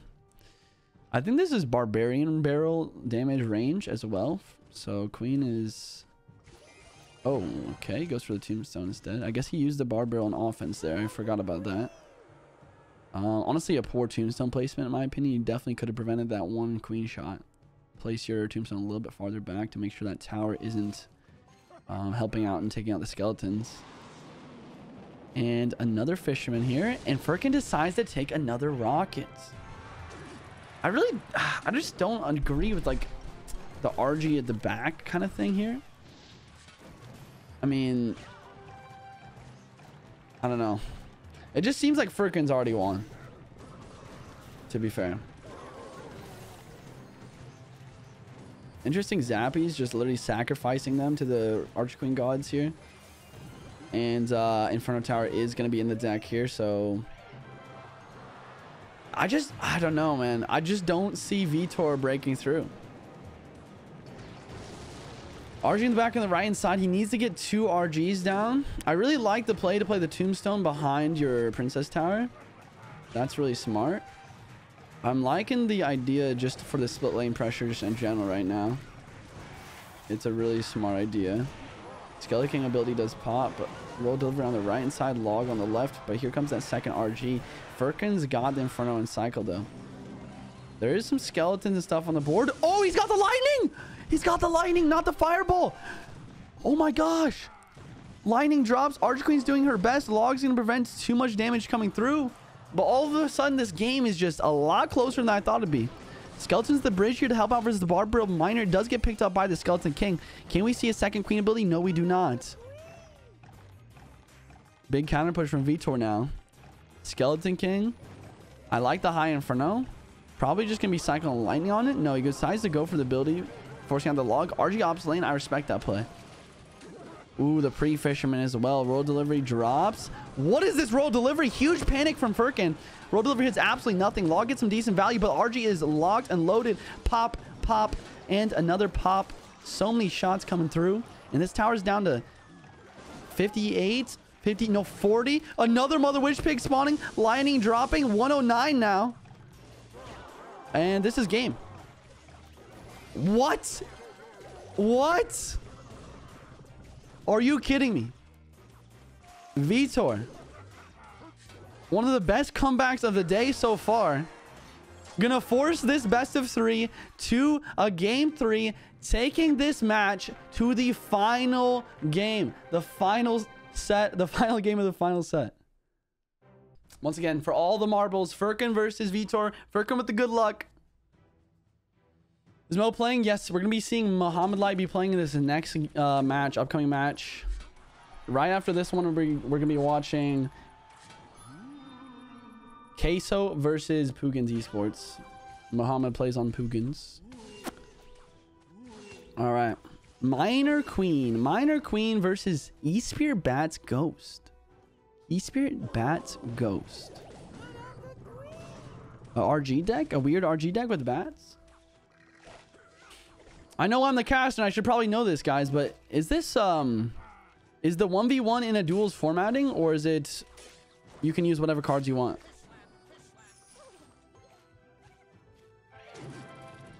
Oh yeah, it can't be duels formatting because Vitor already used Arch Queen, didn't he? It is duels, or it is. Okay, that makes a lot more sense that we're seeing Furkan run some bats in the RG deck. A lot of time you wouldn't see that unless you were forced to do that. RG getting so much damage on the left-hand side. Did you guys see how the Barbarian Barrel kind of like pushed back the RG at the most unoptimal timing there so that he continued to reset his attack animation at the perfect moment so that he, I don't know, he was like he was rapid firing on shots there.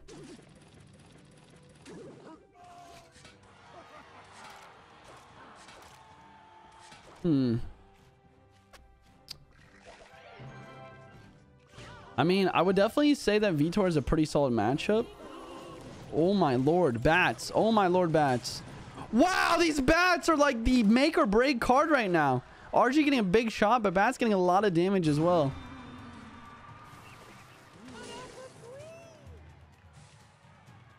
The reason why I'd say Vitor is a good matchup is he has the queen. And the queen is just shredding RGs out here. Especially since Furkan does not have lightning. I mean, the Earthquake's great for the mortar, though. I can't deny that. The bats are a big problem for Vitor. He needs to have very, very precise Ice Spirit placements. I definitely think Vitor has it in him to make a huge comeback right now. It's not even that big of a comeback. He's down about 500 HP. You can't be giving this Earthquake value, though. And we're going to be seeing like 2 RGs potentially right now. Yeah. Just too aggressive. Too aggressive, especially with the Archer Queen. Ooh, perfect Fisherman predicting this Valkyrie. This might just be game over right now. Log comes through. Earthquake and does his best. Yeah, you need the Arch Queen on defense. If you don't have the Arch Queen on defense for those Royal Giants, it's going to be tough. Okay, perfect Ice Spirit. Guards plus the Queen ability is going to prevent that. Where's the Miner on the other end of things? There's no Miner cycle. He used it on defense. Valkyrie's just not the play. And he goes for a poison. Very desperate poison. Furkan could probably just start cycling some Earthquakes here. Not going to lie. Oh my lord. Vitor with the misplacement here. He goes for the log to push it back over. But the pre-Bar Barrel plus pre-E-Spirit wipes out those guards like they were never there. And that's me game. Furkan clutching it up for Game Arena. And Team Liquid is going to fall. GG's. There's nothing else to be said. GG's. I know it does. Let's hop in this game. We got Lucas versus Ruben here. First match between Puigins and Team Queso. Let's get it. Giants getting the back here. Pigs ops the lane. Hunter's going to drop to help counter these piggies. Alrighty. Let's go, Double A. Appreciate you, man. Roll delivery on the right. And here comes the balloon. Wow, okay. And the misplacement here from Lucas. No, it's not. Wow, this bomb tower is dangerously close to being misplaced. But Lucas just barely able to pull there because Ruben's own bats actually pushed the balloon further to the left. Huge mistake from Ruben.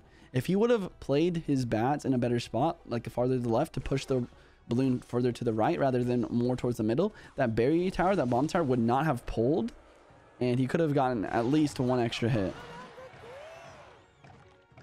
Anyways, because of that slight misplay, it is a pretty even match right now. All of the towers are around 2,200.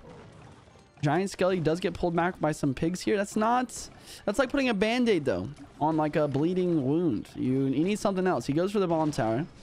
And now here comes the balloon in the opposite lane. Archer Queen needs to be back in cycle. He does have it. Snowball is not in cycle to slow this Archer Queen, so that's going to counter that balloon quite nicely, actually.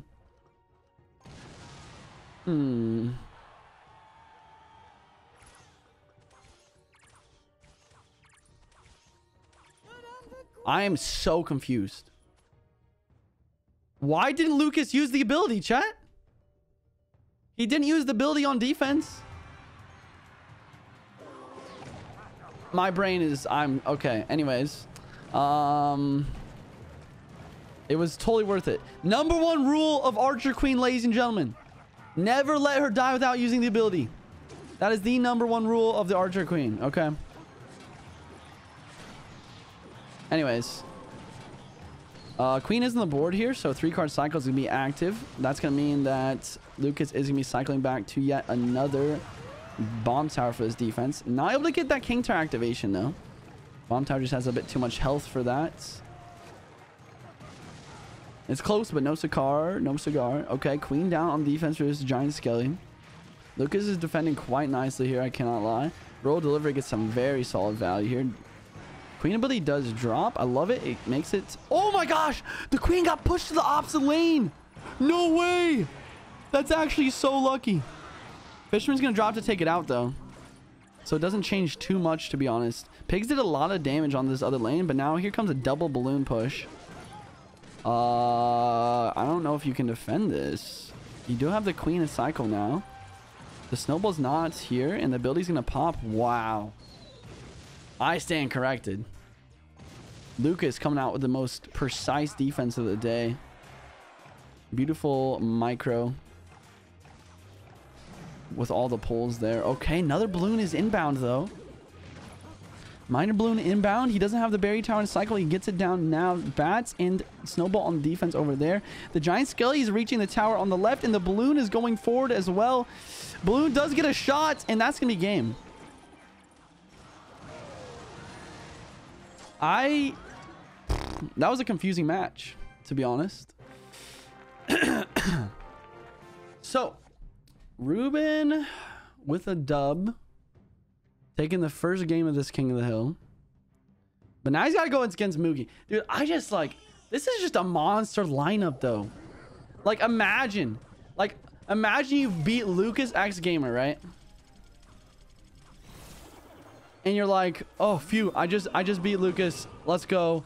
Okay, who's next? And you have to... And then you have to... And then you remember, and it's like, oh, now I have to play against Mugi, the 2021 world champion, and I have to play against Mohamed Light, the 2022 world champion. Like, I don't know. I'd be shaking my boots if my name was Ruben right now.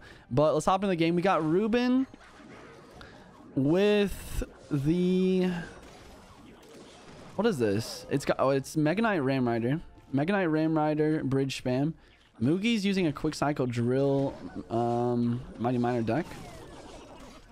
Respectable. Here comes a drill. Drill bats combo.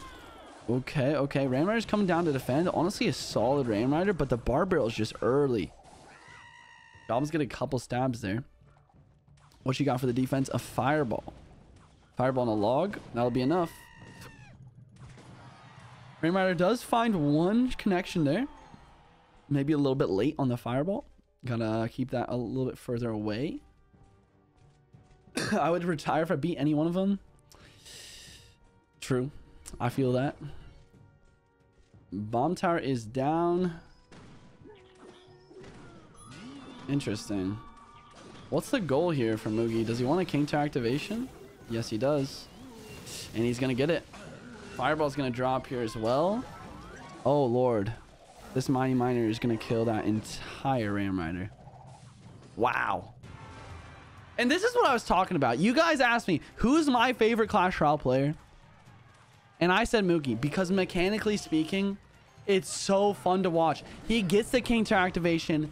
He gets literally like so much value from that Mighty Miner.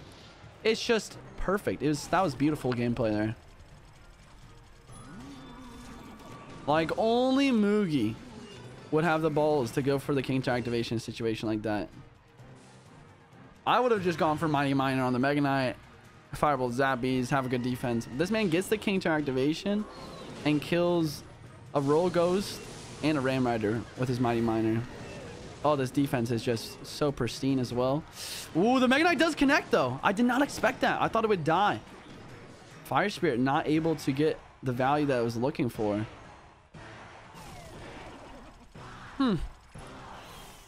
Now Mugi's in a pretty bad spot, honestly. I was rambling about too much about how good he was. All of a sudden, Ruben's in a really nice spot now. I think the most important part of that sequence from Ruben was the lightning. The lightning was just perfectly timed to take out that bomb tower.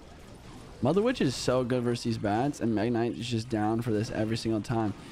Huh. Yeah, I mean, Mugi's playing well, but in the end, this is Clash out, right? Matchups matter a lot. Ruben's got... he's got the lightning for the bomb tower. He's got the Mother Witch for the bats. He's got the Mega Knights and the Barb Barrel and the Royal Ghost for the drills. So, damage-wise, Mugi's in a really tough spot. Like, to get damage, it's extremely difficult. And all of the cards that I just talked about, especially the Ghost and the Mega Knight, though, are cards where when you do defend, the counter push can be very brutal. So that makes it just one step harder as well. Royal Ghost, Barb Barrel, that is not going to be connecting anytime soon. Fireball has to drop on this Mother Witch. Fisherman's going to pull this Mighty Miner in. Here comes another drill. But there's going to be a Mega Knight cycle for that. Fireball is down on the Zappies. It's a close game. Don't get me wrong. Mugi is playing this perfectly, but Ruben's going to start cycling some lightnings now.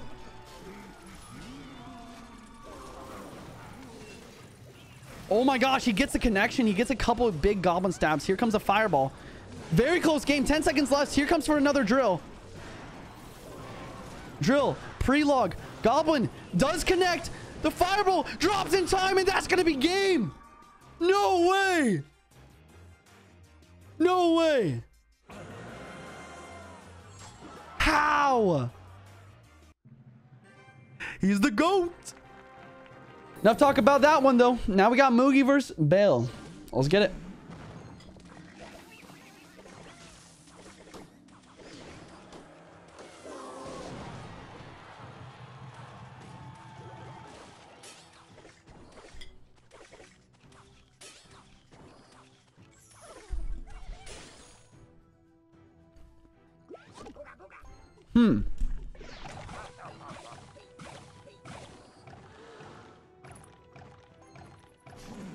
I'm actually so confused right now. I don't think I've ever seen this deck from Bale in my entire life. Was this like double barrel bait? Like some weird spam deck? Like no building? You're telling me you're using like no building for Hog Rider here? Like Did he go in with the wrong deck? Giant Skelly clone, you think? Really? You're telling me that you're going against a Mugi and you're out here just bringing a giant skeleton clone? Respect. Honestly. Fascinating. Well, we all know what deck Mugi's using. He's using that good old Giant Skelly. Giant Skelly Hog EQ. Bringing the Ice Spirit version. I bet he's wishing he had a Fire Spirit right about now. Giant Skeleton versus Giant Skelly at the bridge here. I think Mugi realizes that his opponent has the clone, and he wants to make sure those Giant Skellies stay as far away from the tower as possible.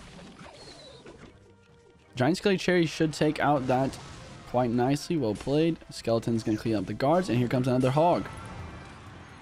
Bats are down, plus a log. Log not able to get the shot. Log on the skeleton barrel here. Queen in the back. I wouldn't be surprised to see ops lane. No, he does not go ops lane. He goes giant skelly back towards the queen. This giant skelly queen combo is brutal, especially if you don't have like a big spell to try and damage this down. But here comes a big clone. And Mugi just honestly doesn't have much for the clone here, guys. Despite that fact, just quite literal perfect defense. That was beautiful. But here comes another big clone push. I love the berry tower here. The berry tower to make sure the skeletons pop, the log to clean everything up, and then the bomb tower bomb just clean up anything air related. That was beautiful. If Mugi did not have the bomb tower and he had a cannon instead in this matchup, I'm sure it'd be extremely difficult. Here comes another clone. Same strategy. I love it. I love the strategy here. Perfect defense. Queen ability keeps the queen healthy. And here comes a hog now. Hog with the pre-log. Oh, but the giant skelly's just too thick. Hog can't break through. Oh, Mugi really wanted that second queen ability. He wasn't able to get it. Here comes another clone push. Oh no, Mugi. Oh no. He has to delay on the log, but these bats are connecting now. You know, it could have been worse. I'm not gonna lie. It definitely could have been worse. This is a close game. I'm on the edge of my seat right now. Bale is just continually applying these crazy pushes, like applying pressure of these crazy pushes. If Mugi continued to defend and just somehow get some earthquakes or a hog on the tower, he should win. He hasn't played his last card yet still. I wonder if it's like a rocket or something. It might be a rocket, actually. A little bit late on the log over there. I love the berry tower, realizing that the clone's going to come down, but those skeleton barrels are doing a lot of damage. What's Mugi's last card? He needs to start cycling EQs or something, my dude. Okay, there's the EQ. 20 seconds left. This might be game over. Here comes the hog. Pre-log. Earthquake's down. Hog can't connect, though. 13 seconds left. Here comes another big push. The one bat. It doesn't hit. Earthquake drops. Is it enough? No, it's not. What a close game.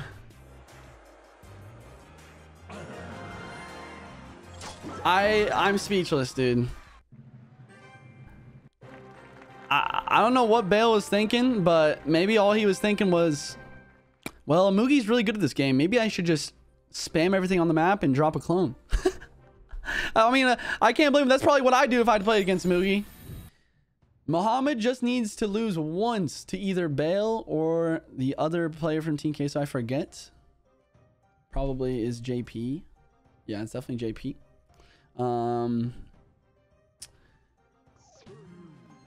I'll see if they can do it. Here comes some pigs. Mo is going to be looking for a king tower activation here. Not sure if we'll get it. Nope. Fishman slowing those pigs down a little bit too much, actually. Skeleton King and a Fireball on the aggressive end of things. And Mo's actually going to be up quite a bit of damage to start us off here. So, Mo with the RG Mother Witch. Bale with the Fireball Bait. Giant Skelly Fireball Bait. After seeing the ghost, most likely will be that. Log from Mo here.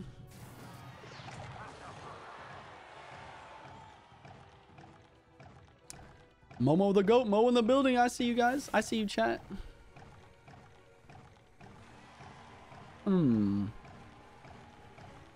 Zappies towards this giant skelly. Zappies are going to get taken out. Bale's just going to be cycling some arrows here.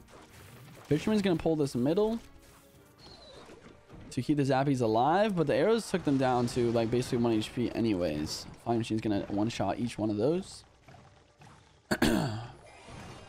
Mo realizes the flying machine was going to lock in the tower there, so he's forced to actually go for a tombstone. Mother Witch is going to spawn a few pigs. Nope, just one. Fireball on the Mother Witch here, and a Skeleton King ability to help kill his ghost. No arrows in cycle from Bale now. Defending the Skeleton King ability is very difficult for him. Yeah, Skeleton's getting a lot of damage here. Mo is just... he's in the driver's seat. He's feeling good. You gotta be feeling good at this point. This is a big push, though. This is a massive push. Pigs opposite lane. Okay, Fireball's gonna drop onto that. This flying machine's getting a lot of value, though. Will the Mother Witch be able to take that out? Looks like it. Mother Witch. Wow, Mother Witch from Mo just getting so much value. Look how many pigs she spawned. So much chip damage came through there from that Mother Witch. Wouldn't be surprised to see a log come down that Mother Witch as well. Interesting. Wow. Mo with the fire, or sorry, the RG to block the fisherman, and the just using Bale's own fisherman against him there. Taking full advantage of the pull, getting the RG right into tower radius instantly. And that's gonna be game. I mean, Mo just makes it look easy, doesn't it? Doesn't he? He just makes it look easy. Honestly, they should just put Mo for, like, they should just put Mo first game of the like, they should just put Mo first game of the what's it called, King of the Hill, and just have him sweep every time. Don't waste any time. It's probably the most improbable match of the day, if that makes any sense. Am I just speaking gibberish? I'm not sure. This content's insane. NFL Camp Compare, let's go. That's what I'm saying, man. People always ask me, are you into sports? Do you watch football? Do you watch soccer? Dude, I'd rather watch like esports any day of the week, to be honest. Like for games that I play, you know, games I'm interested in, I'd rather watch esports. But even when I did play soccer, I played soccer for 14 years, from when I was 4 years old all the way to I was 18. Even though, like, I liked soccer, I was good at it, and it's fun, I just also never had fun playing it, or watching it, I mean. But it's not the same with games. Like, I feel like esports are just cool to watch sometimes. I don't know. Anyways, Giant Skelly in the back from JP with the bats. Most likely going to be a balloon deck here. Mo with just a complete snipe, it seems. He's got a Ice Wizard, and he's got an Inferno Dragon here. And a Tornado for the balloon. Gotta be feeling pretty good.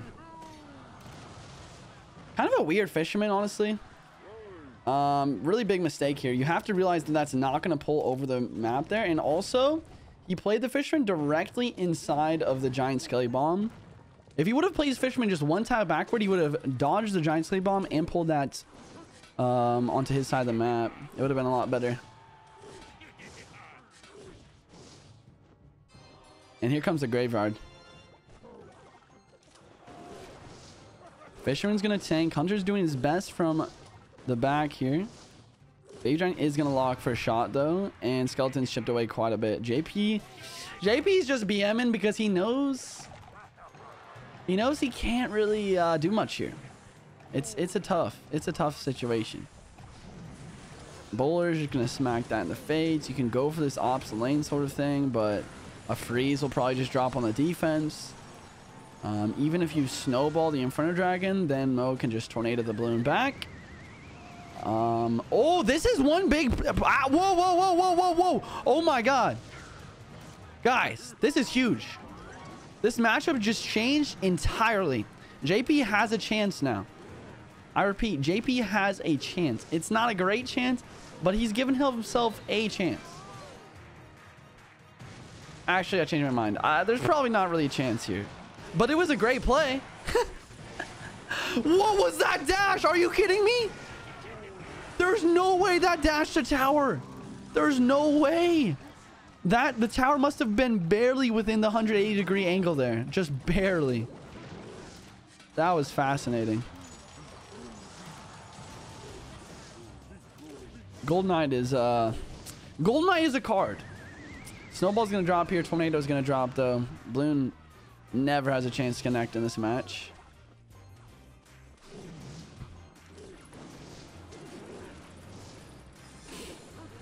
And, you know, he tries to go opposite lane, but my man Mo has literally 2 dragons, an Ice Wizard, and a Tornado, and a Freeze to make sure this Loon never gets close.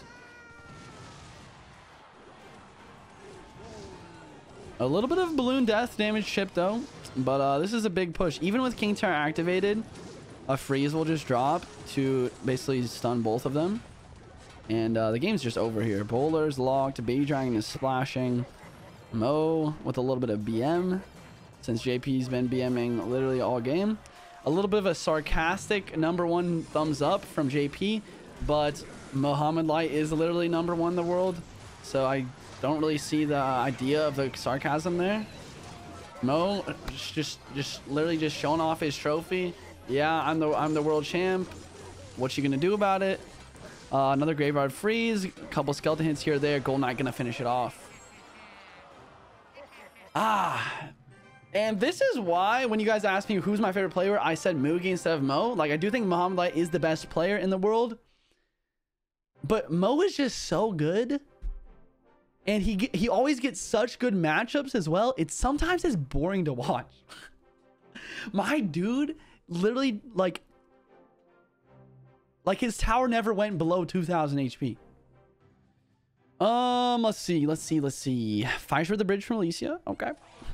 Mother Witch gonna drop down, take that out, turn it into a pig. What you got? You got a Valk. All right. JP with a little BM once again. JP's loving the BM today. Guards the bridge, takes out this Mother Witch. Log gonna drop down. Fisherman's still a bit of a threat here. Wall breakers here. Fisherman can take out both these breakers. Slight misplay there. Barry here. Okay, looks like she's using some drill wall breakers. Drill wall breakers versus RG Mother Witch. Another Mother Witch down. I mean, honestly, Alicia has quite a nice matchup here. Kind of missing the Zappy there. Would have been nice to hit both. You know, it's not the end of the world, but it's just, you know, not what you're looking for, really.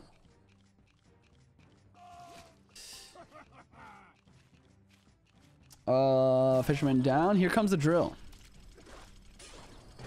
Skeleton King predicting on the drill. Well played. Huge splash radius there. Gonna take out absolutely everything.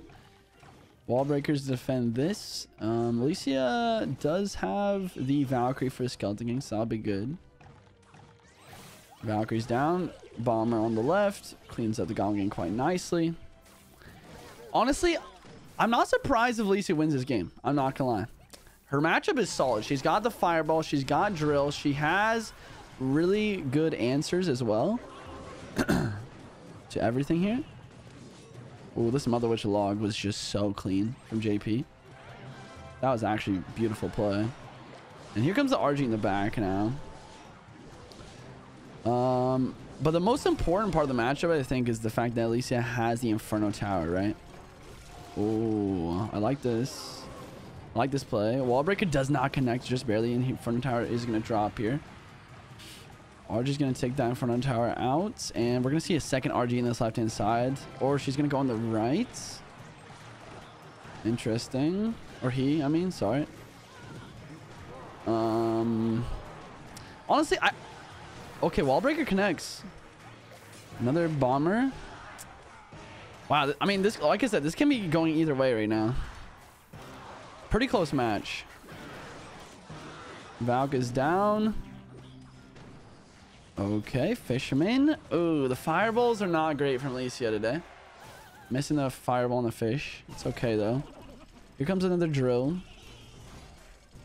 Goblin game predict on the drill. Skeleton King as well. This is a huge counter push right now. Valkyrie's down. Fisherman just trying to pull this Valkyrie in. How useful is that, though? She's going to swing around and kill absolutely everything. Ooh, look at the right hand side. Piggy's locked. That one Piggy doing so much damage with RG tanking. That's make or break right there. Lisa needs to like get some drill plus fireball combos down with the Skeleton King out of cycle. Oh my god, the prediction. That might be game over. Inferno Tower is going to drop really fast. And she doesn't have log to push the RG back. It gets a hit. Here comes the drill. But the Skeleton King's in cycle. She goes with the wall breakers and stuff, but the Skeleton King just kills everything. Mother Witch getting so much value on the right hand side as well, spawning so many pigs. Here comes a guards. Pre-fisherman for a Valk, but he runs into some pesky guards instead. 43 seconds left. Here comes drill. Where's the fireball though? You need the fireball along with these drills. No fireball with the drill. Barry does get a shot on the tower at least. Some other witch is going to get some mad value in the center of the map here. And at this point, you can pre-fireball all you want, but now the Skeleton King's in cycle. You need to be going pre-fireball when the Skeleton King is out of cycle. Because then you're either going to be hitting the Fisherman or the Goblin Gang or the Zappies, and any of that's going to be good fireball value. Now you go with the pre-fireball, but it's too late.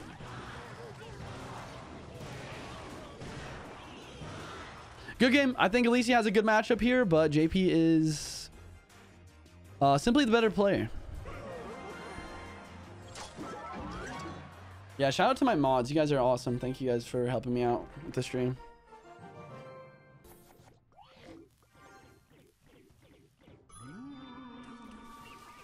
All right, here we go. Queso's up 1 in this Koth here. Going up against Lucas, though. Lucas with the Giant Skelly RG going against JP. A little bit of mind games, a little bit of back and forth BM here. JP taking Alicia's deck to Lucas here. Saying, I'll show you how to play it.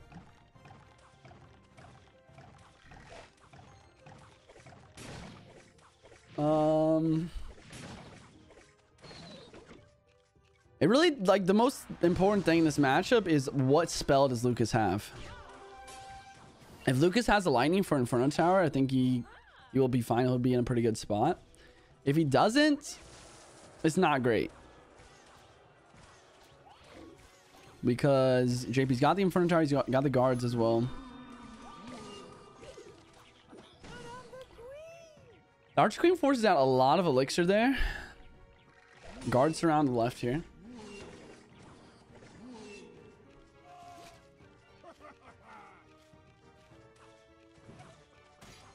Here comes the Fire Spirit. Fire Spirit does connect. I'm surprised to see Lucas let that go through. He must have not had any cheap counter in cycle. Here comes some breakers now. Log going to be going down on that.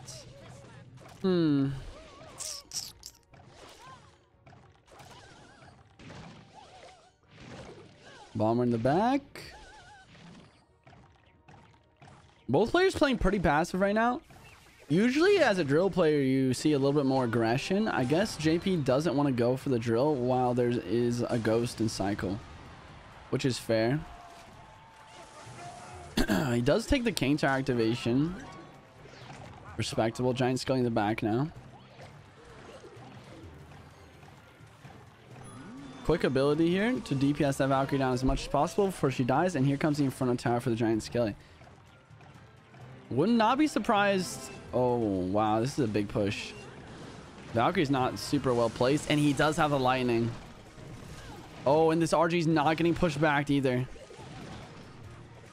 Slight misplace on the drill there. No log in JP's deck either. And he calls the good game.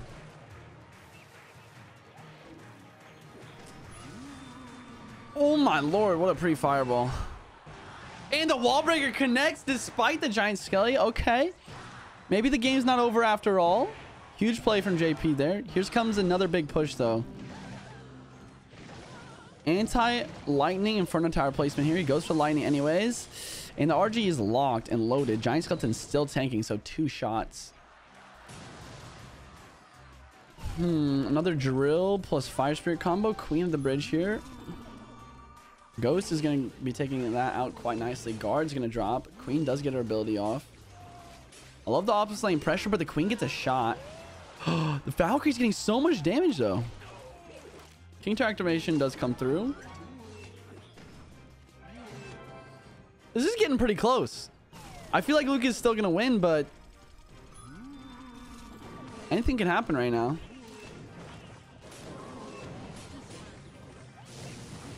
Oh, this is game. Yeah, Lightning's just too strong versus Inferno.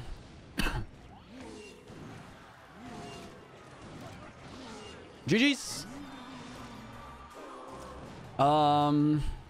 Questionable deck choice from Lucas, or sorry, from JP here. A little bit of BM as well. I don't know about you guys. I'm feeling some beef kind of building up right now. Like, what's happening? Here we go. Lucas versus Ruben. What you got? Miner in the back. Looks like Ruben's coming out with the giant skelly balloon deck. Lucas using another roll giant deck, skeleton king roll giant deck this time. This RG's getting so much damage right now though. Bringing this tower down to 1824 already. Here comes the giant skelly at the bridge though. How does Lucas defend? A log. Here comes bats now though. Oh, wow. Gorgeous defense from Lucas. Lets the giant skelly come close enough. Gets the fisherman, pulls the king, gets the king to activation. Fireball comes down the bats and the hunter.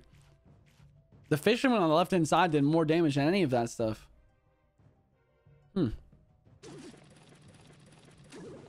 Mine in the safe spot. Skelly king picks it up.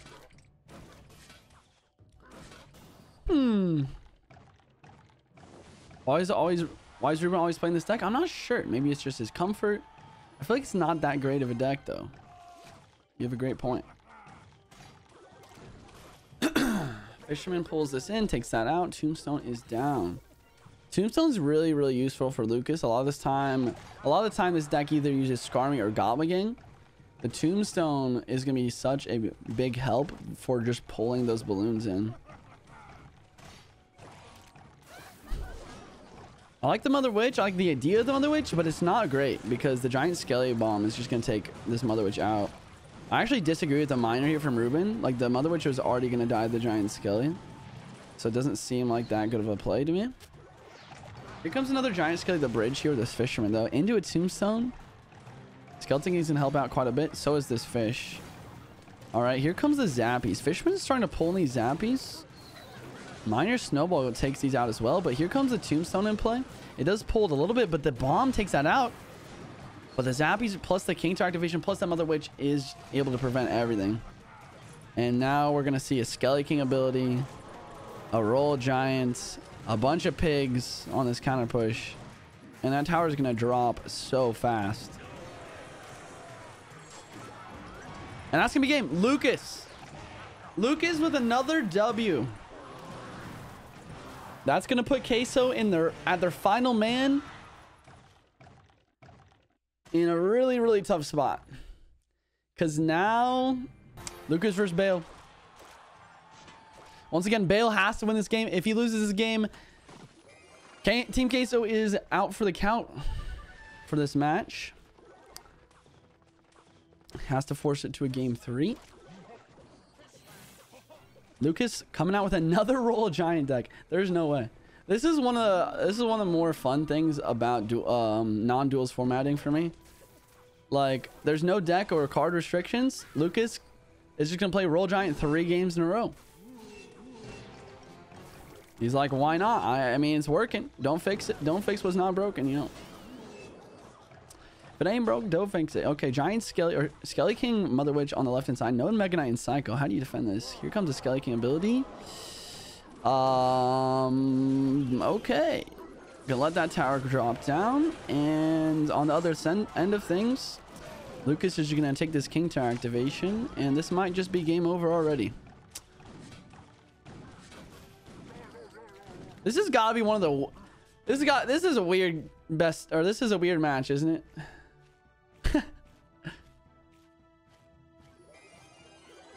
This is a weird match. We went from Team Liquid versus Game Arena, one of the closest ones ever. Literally every single set went down the very wire. Went to the set 3 as well, the 1v1 set. And now this one's just kind of a bloodbath. Puigins Esports. Not really giving Team Queso a chance here. Bale can try to come back here, but it just doesn't seem possible. Lucas has so many good options for defense. He's got the Tombstone. He's got the Skeleton King. He's got the Zappies. And Bale doesn't even have a big spell for the Zappies or the Mother Witch for that matter. Mother Witch gets so much value on the defense as well. Miner tries to take out the Mother Witch, but the Zappies plus Log comes down. Bale calls a good game. And let's see if Lucas can get another crown here. Mother Witch gonna drop, kill these bats over here. Miner's gonna try and clean that up, but there's a lot of skeletons to the right hand side. Goblin Gang's gonna drop, but it's gonna get kind of overwhelmed here. A lot of damage coming down on both the King Tower and the Crown Tower here. Lucas not able to get an extra crown, but 45 seconds of pressure later. And the timer is out, and that's going to be it. Puigins Esports taking out Team Queso in 2 sets. GG's. Well played. Thumbs up. And good luck. Woo! Let's hop into it.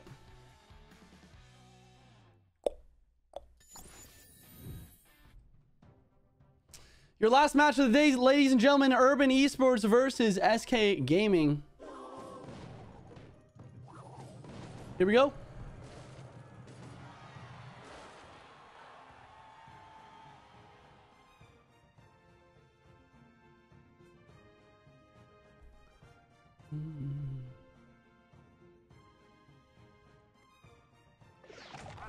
Giant Skelly in the back from Dominic. Logs from both players a cycle. And a Giant Skelly from Airsurfer. Maybe a mirror matchup. Could be RG. Could be a Hog Earthquake. Could be Balloon, for that matter. Probably not Balloon, though, since we're seeing the logs come through. But Fisherman gonna drop, and a Ghost gonna drop. I'll be feeling pretty good if you're Airsurfer right now. A little bit better starting hand there, having that Fisherman in the cycle for the Giant Skelly. And now we're in a spot where this Giant Skelly is dangerously close to the tower, and the Queen is a threat as well. RG at the bridge.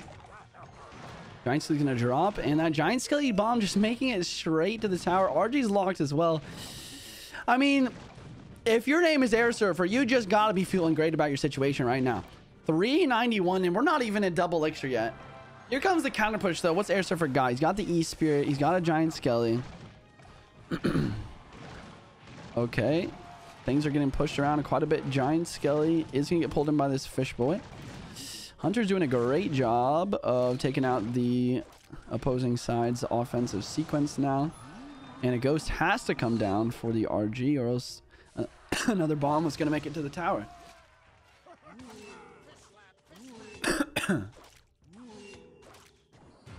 Yeah, Dominic, there's not the start you're looking for. Not having that Fisherman in the cycle, and then just kind of messing up and letting that Giant Skelly break through. Brutal. If I see a comeback coming from Dominic right now, I'm going to be mad impressed and surprised. We'll see it. Here comes the Queen. Most likely going to see a Lightning come down into that. And a Fisherman. Does it pull the Hunter? No, it does not pull the Hunter. Fisherman pulls the Fisherman. Hunter's locked onto the RG. Airsurfer's Fisherman isn't able to pull the RG. Doesn't even matter, though. Hunter just clutches it up.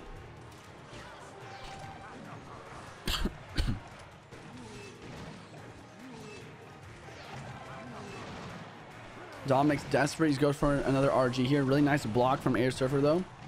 RG goes in front of everything. Unable to get a shot. And Airsurfer going to finish off the match with a fireball. Good game. All right, that's going to mean SK's got the first match down in this King of the Hill. I've seen him do it before. I know he can do it again. Let's hop straight into it. Airsurfer versus Soudy, game 2 of the Koth.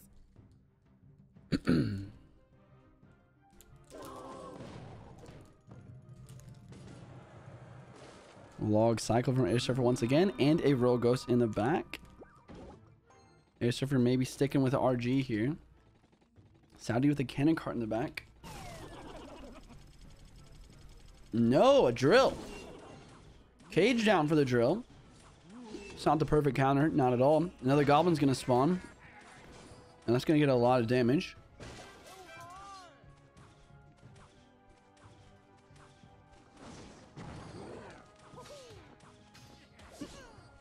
Nice.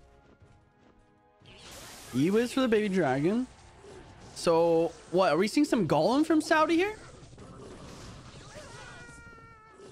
Kind of an unoptimal barbell. I would have rather seen Soudy go for the barbell on the E-Wiz and then pull that goal line back that way. That could have gotten, kept that baby dragon alive potentially, or just gotten more value from the barbell in general. Looks like we're going to see a dash on the cannon cart here. Airsurfer not going to attempt to protect it. Goes to the bridge with a drill. And a goal line at the bridge. Wow.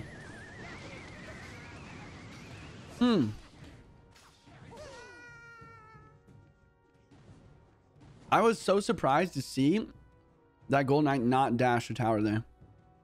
Cage able to stop that Gold Knight in his tracks. Soudy attempts to get the King Tower activation on the Goblin or the Goblin drill, but kind of fails. Placed that drill or placed that tornado one tile up too far.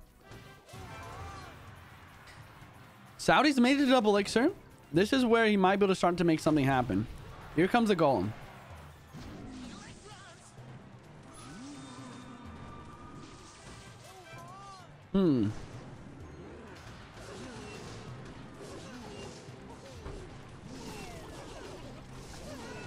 A little bit early on the Gold Knight dash for my liking from Soudy.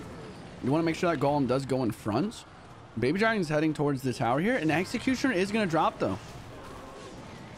Executioner is going to help quite a bit here. I love the awareness from Soudy. Just go for another golem here. Realizing that he can continue to apply this pressure. Oh my gosh! Executioner hits the tower from downtown. That's huge. I like the lightning on the right hand side. I think that's a smart play. Keep it simple. Yeah, I was going to say you need to tornado this. Kind of a bad tornado in my opinion though. It would have been better to tornado the Executioner further to the right into your Goblin Brawler. You want to basically, when you're tornadoing something like that, you want to basically pull it into the brunt, into the heart of your push, so it dies as soon as possible.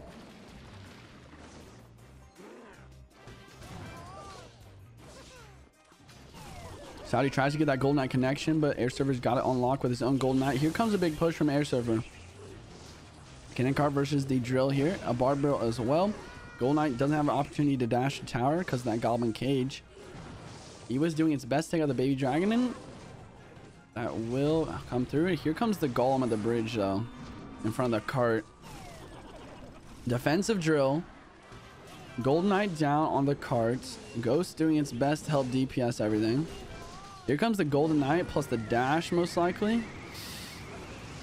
Oh, but the dash is so late from Soudy. No connection to the tower. Here comes an E-Wiz and a cannon cart. This baby dragon might just lock the tower though. No, it does get pulled back. Very close game right now. The biggest difference as we head into the further ends of this match is the fact that Airsurfer does not have a big spell and Soudy does. So Airsurfer needs to find a way to get damage other than just cycling lightnings, which Soudy can do. This big push as well. Oh my gosh, is this cannon cart gonna lock? Gold Knight doesn't lock. Cannon cart doesn't lock. Airsurfer's defense is clean. High Executioner outside of lightning range. Here comes a drill. 18 seconds left. Baby Dragon could lock for tower damage. Here comes the E-Wiz. Oh! The Goblin drill connects. The Goblin cage was misplaced. And that's game.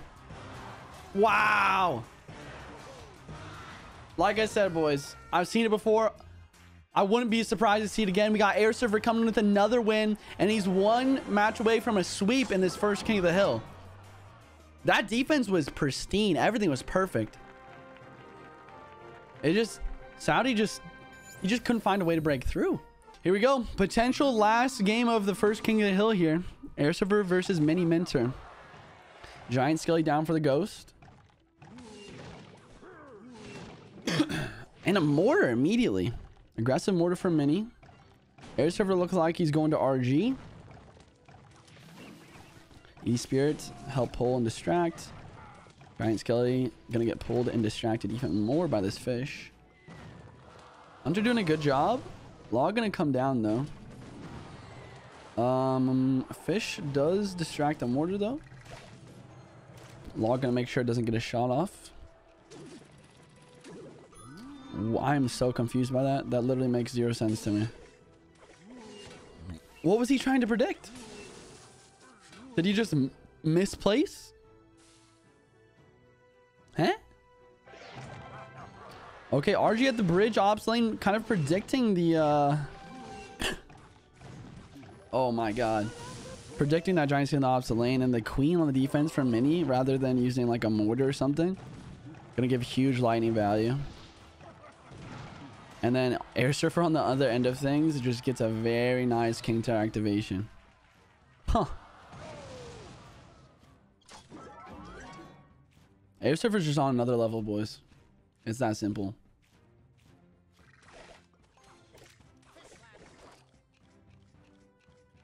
It is simply that simple. Mini made one mistake with a weird miner. Airsurfer just fully capitalized, keeping track of his opponent's cycle, knowing that he had to use a Giant Skelly on defense and left hand side, going for the RG, getting fat lightning value. And now, I mean, Airsurfer just has to have good defense. It would be impressive. It would be impressive for Airsurfer to choke this damage lead. Impressive in a bad way, though. You know what I'm saying.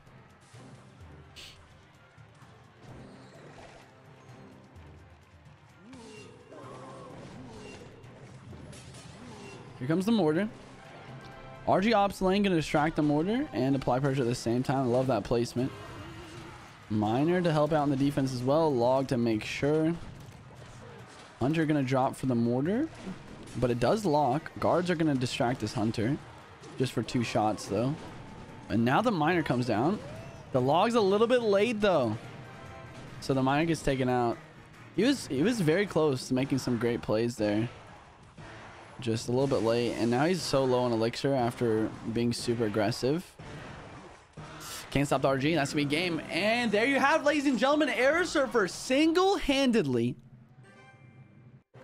going to sweep and take out all of Urban Esports in this first set.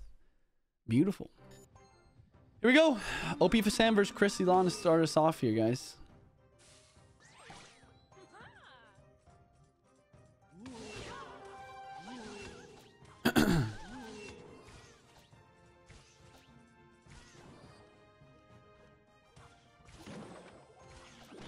Okay, looks like a Hog Earthquake from Chris, and then we got xopxsam with the RG deck, RG Queen.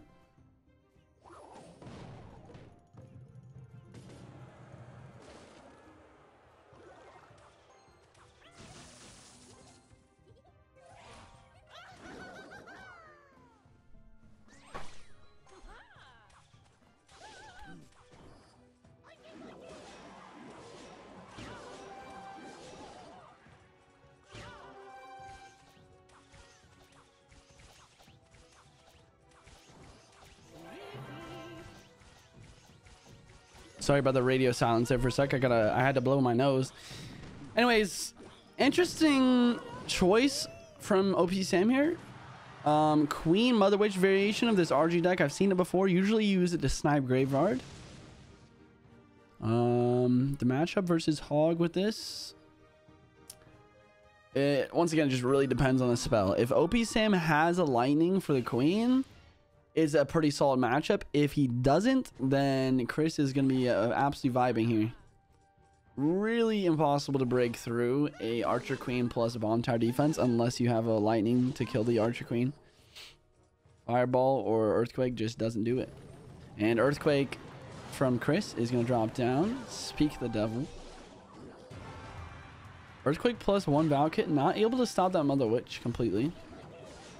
She's going to cast her spell onto this Queen here. Here's the ability, though. Don't really understand why you would let the fisherman pull that in. I feel like that's a mistake. I feel like you want to pop that ability before the fisherman gets pulled in. Here comes the hog Valk push. Earthquake gonna drop on the Mother Witch. Earthquake plus log does kill Mother Witch, so we're gonna see that happen a lot. Value is value. Here comes the log now. Skeleton surround most likely onto the ghost, and Valk in the back for this Royal Giant. Makes sense. Fire Spirit Ops lane. Here comes the High Queen. Just knowing that most OP Sam most likely has a lightning. No, it's a fireball, and there you have it, ladies and gentlemen. That is the major difference maker in this match. OP Sam has a fireball, not a lightning. So killing the Archer Queen that Chris uses on defense is like next to impossible. Yeah, good King Tower activation, but Hog does get a shot. And Chris knows that he has no lightning to worry about, so he goes for the low queen now. Makes it a lot easier to protect. OP Sim's not even going to try to break through with this RG because he knows that this queen ability is just going to ruin his hopes and dreams. Okay. Chris is looking to cycle back to another queen here for this next RG. I like the plays that OP Sam is making. He's taking out this berry tower and he's going for this double RG push. This could be difficult to stop. Oh, Fisherman pulls this queen in. A little bit late on the ability here. RG's getting some damage on both sides right now. Still, Chris is in the damage lead still, just barely. Really good plays from Sam though. Skeleton surround. What else? What? Why would you not log? Okay, he goes for the Fire Spirit. I guess he wants that ship damage. Here comes a queen. You can really see the tide shift right now. Chris is very awkwardly playing now. This queen is just not going to get the value that you're looking for. And here comes the RGs. Priest E-Spirit for the skeleton. Sam is in his element right now. Here comes the Berry Tower. Fisherman pulls though. And RG does get a shot on the right hand side. And now Chris has the damage advantage. And it's not over yet. Queen on one side. RG on the other. Queen ability pops. RG does get a shot. Chris is just doing everything in his power to try and hold on. But it doesn't matter because he doesn't have that damage lead. And OP Sam just going to kind of just dismantle Chris in this match. I just want to reiterate, I definitely think Chris has a nice matchup there. And he probably should have won, but he just completely lost his momentum. OP Sam played it to a T. I didn't see a single mistake the entire match. Applying that split lane pressure. Yeah, he did kind of sacrifice his queen on the left there one of those times. To really put him in that bad spot. Okay, E-Spirit Bridge first play from Mini. We got a miner to get that King Tower activation. And it looks like we're going to be seeing another Royal Giant deck.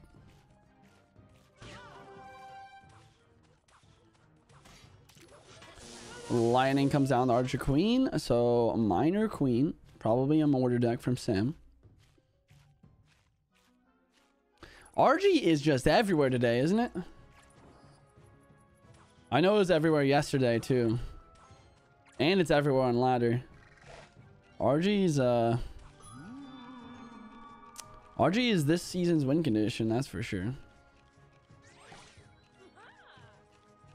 Sam has some really nice RG defenses in his deck here, but the lightning for the queen is... It's not going to make it easy. Mini plays well, you can definitely see him winning this. Despite the Valka guards. Valk does get the hint on the hunter here, so Sam doesn't have to defend that. I don't think. Wait. Nope. Not gonna get a hit. Here comes another miner. Skeletons on the miner.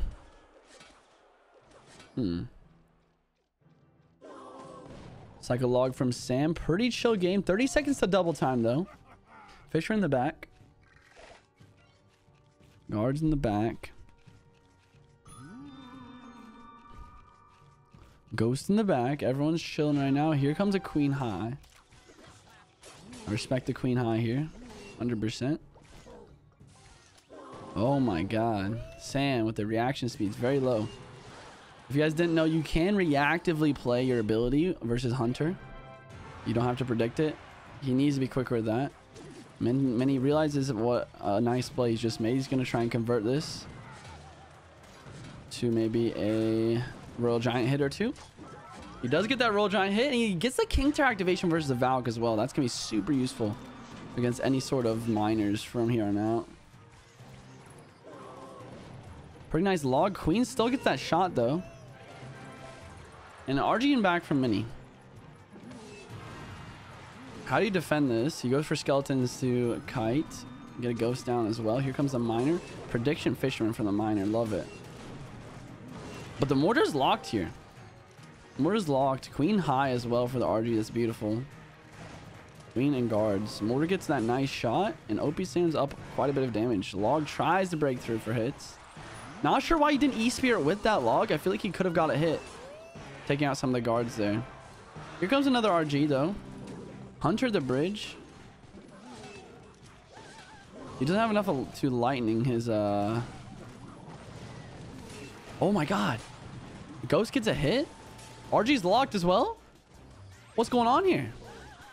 RG 3 big shots. And Mini is up so much already. It didn't really seem to me that that push was going to break through for much, but it definitely did. Huge RG connection on the right. I'm not sure how, like, xopxsam can come back. Queen bridge, respectable play. Kind of a panic skeletons. Free log as well, plus the ability. Queen's locked for 2 hits. I love the plays. Great plays.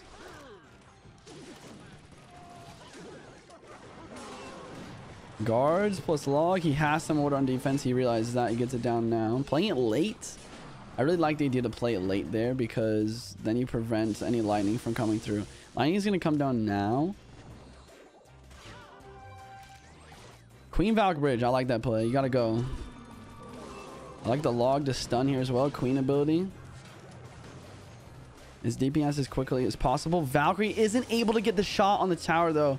Valkyrie or the Queen does get 2 shots though. The poison's DPSing.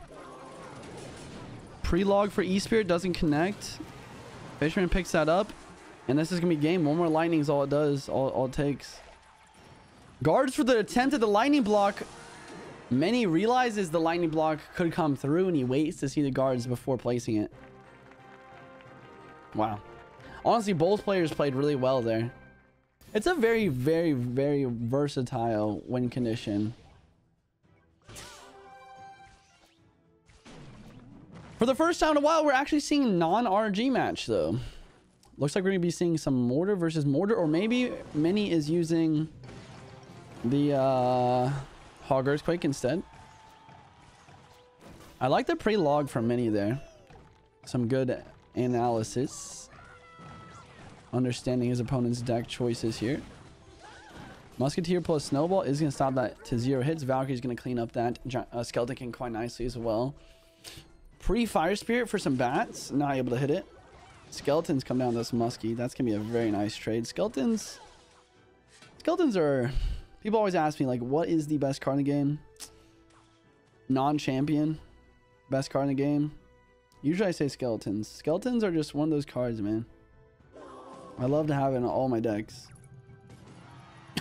For 1 elixir, there's so much you can do. Anyways, let me stop nerding out about skeletons. Another musketeer in the back from Airsurfer. Queen in the back from Mini. I'm wondering if we're going to see any spells coming out from Airsurfer here. Having the snowball here is actually... I don't know, it's a double-edged sword. You would love to have poison plus log combo versus the Archer Queen to take her out. But... Hello? He went for the pre-earthquake for a skeleton army. And the pre-log for the skeleton army. Interesting. Making some interesting predictions. He does get some stuff out of it. But it makes it so he has to overcommit. Like, it does make it so Airsurfer has to play the Skeleton King into that, though. Okay, anyways, here comes another hog. So this is what I was talking about with the double-edged sword, by the way. The snowball is one of the best counters to the Hog Rider. That's where I was going with that. As you can see here, just absolutely vibing, taking out that hog quite nicely. Really nice queen ability timing there, just clean everything up.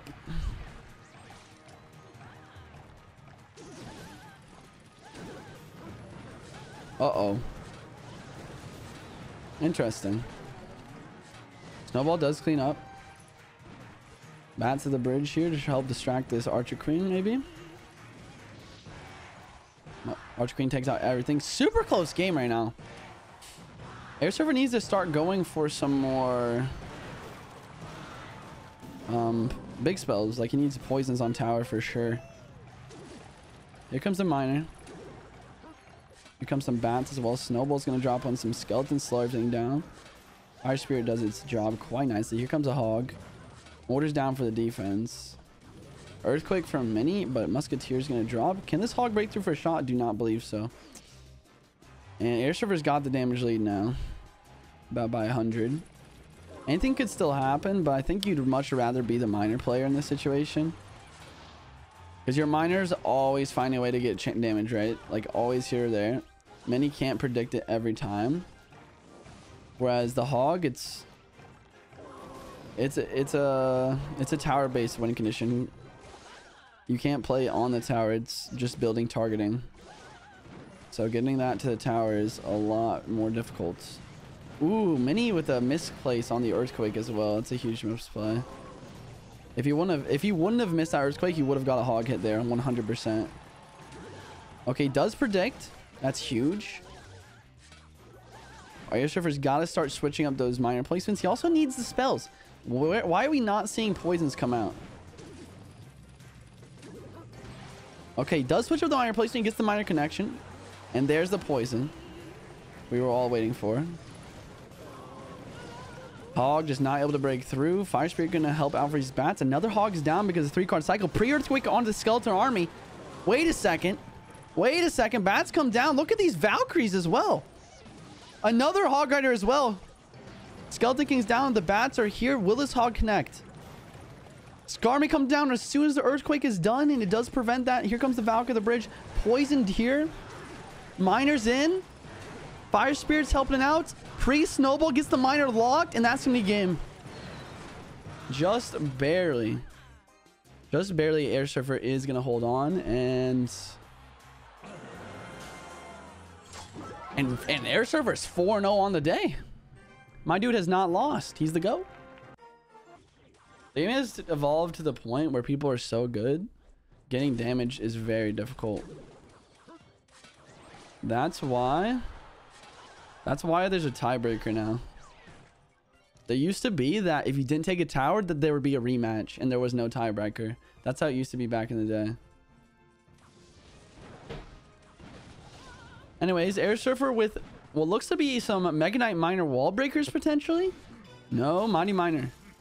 So just a quick cycle Mighty Miner deck here. Going against Dominic using Graveyard. I am so confused.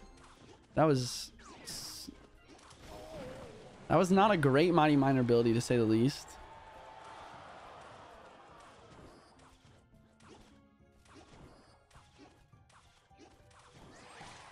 Val comes on the Musk. Okay. So Val counter pushing. Skeletons distract. So I thought it was Graveyard, but I mean, it's Dominic. Most likely we're going to be seeing a Lava Hound deck here. Alright, zap onto this. Miner gets some chip. One breaker does connect. And Dominic's probably just going to set up for a Lava Hound right now. I really like Airsurfer's idea here to bring the Musketeer. The Mighty Miner plus Musketeer at the bridge here is huge because you have 3-card cycle. Airsurfer is literally 2 cards away from his next Musketeer already. And it's one of the best ways they can pressure as well. Just because I said that doesn't mean he can defend. Never mind, he brings an Inferno Tower as well. Slightly misplaced Inferno Tower here. The opposite lane tower is not helping out versus balloons, so he is going to take a shot here. If he played his Inferno one more tower or tile lower, he could have prevented that. Balloon from getting maybe a hit or two. So this is a close game now. Fireball cycle from Dominic on the tower here, realizing that getting another balloon connection is probably very unlikely. And here comes the MiniMinter squeeze on the tower. It is locked on. It's gonna be a solid amount of damage there. Minions in the back. Musketeer high. Fireball does drop. And he zaps nothing. Dominic, you gotta know your spell damage, my brother. He just zaps nothing because he thought he needed it.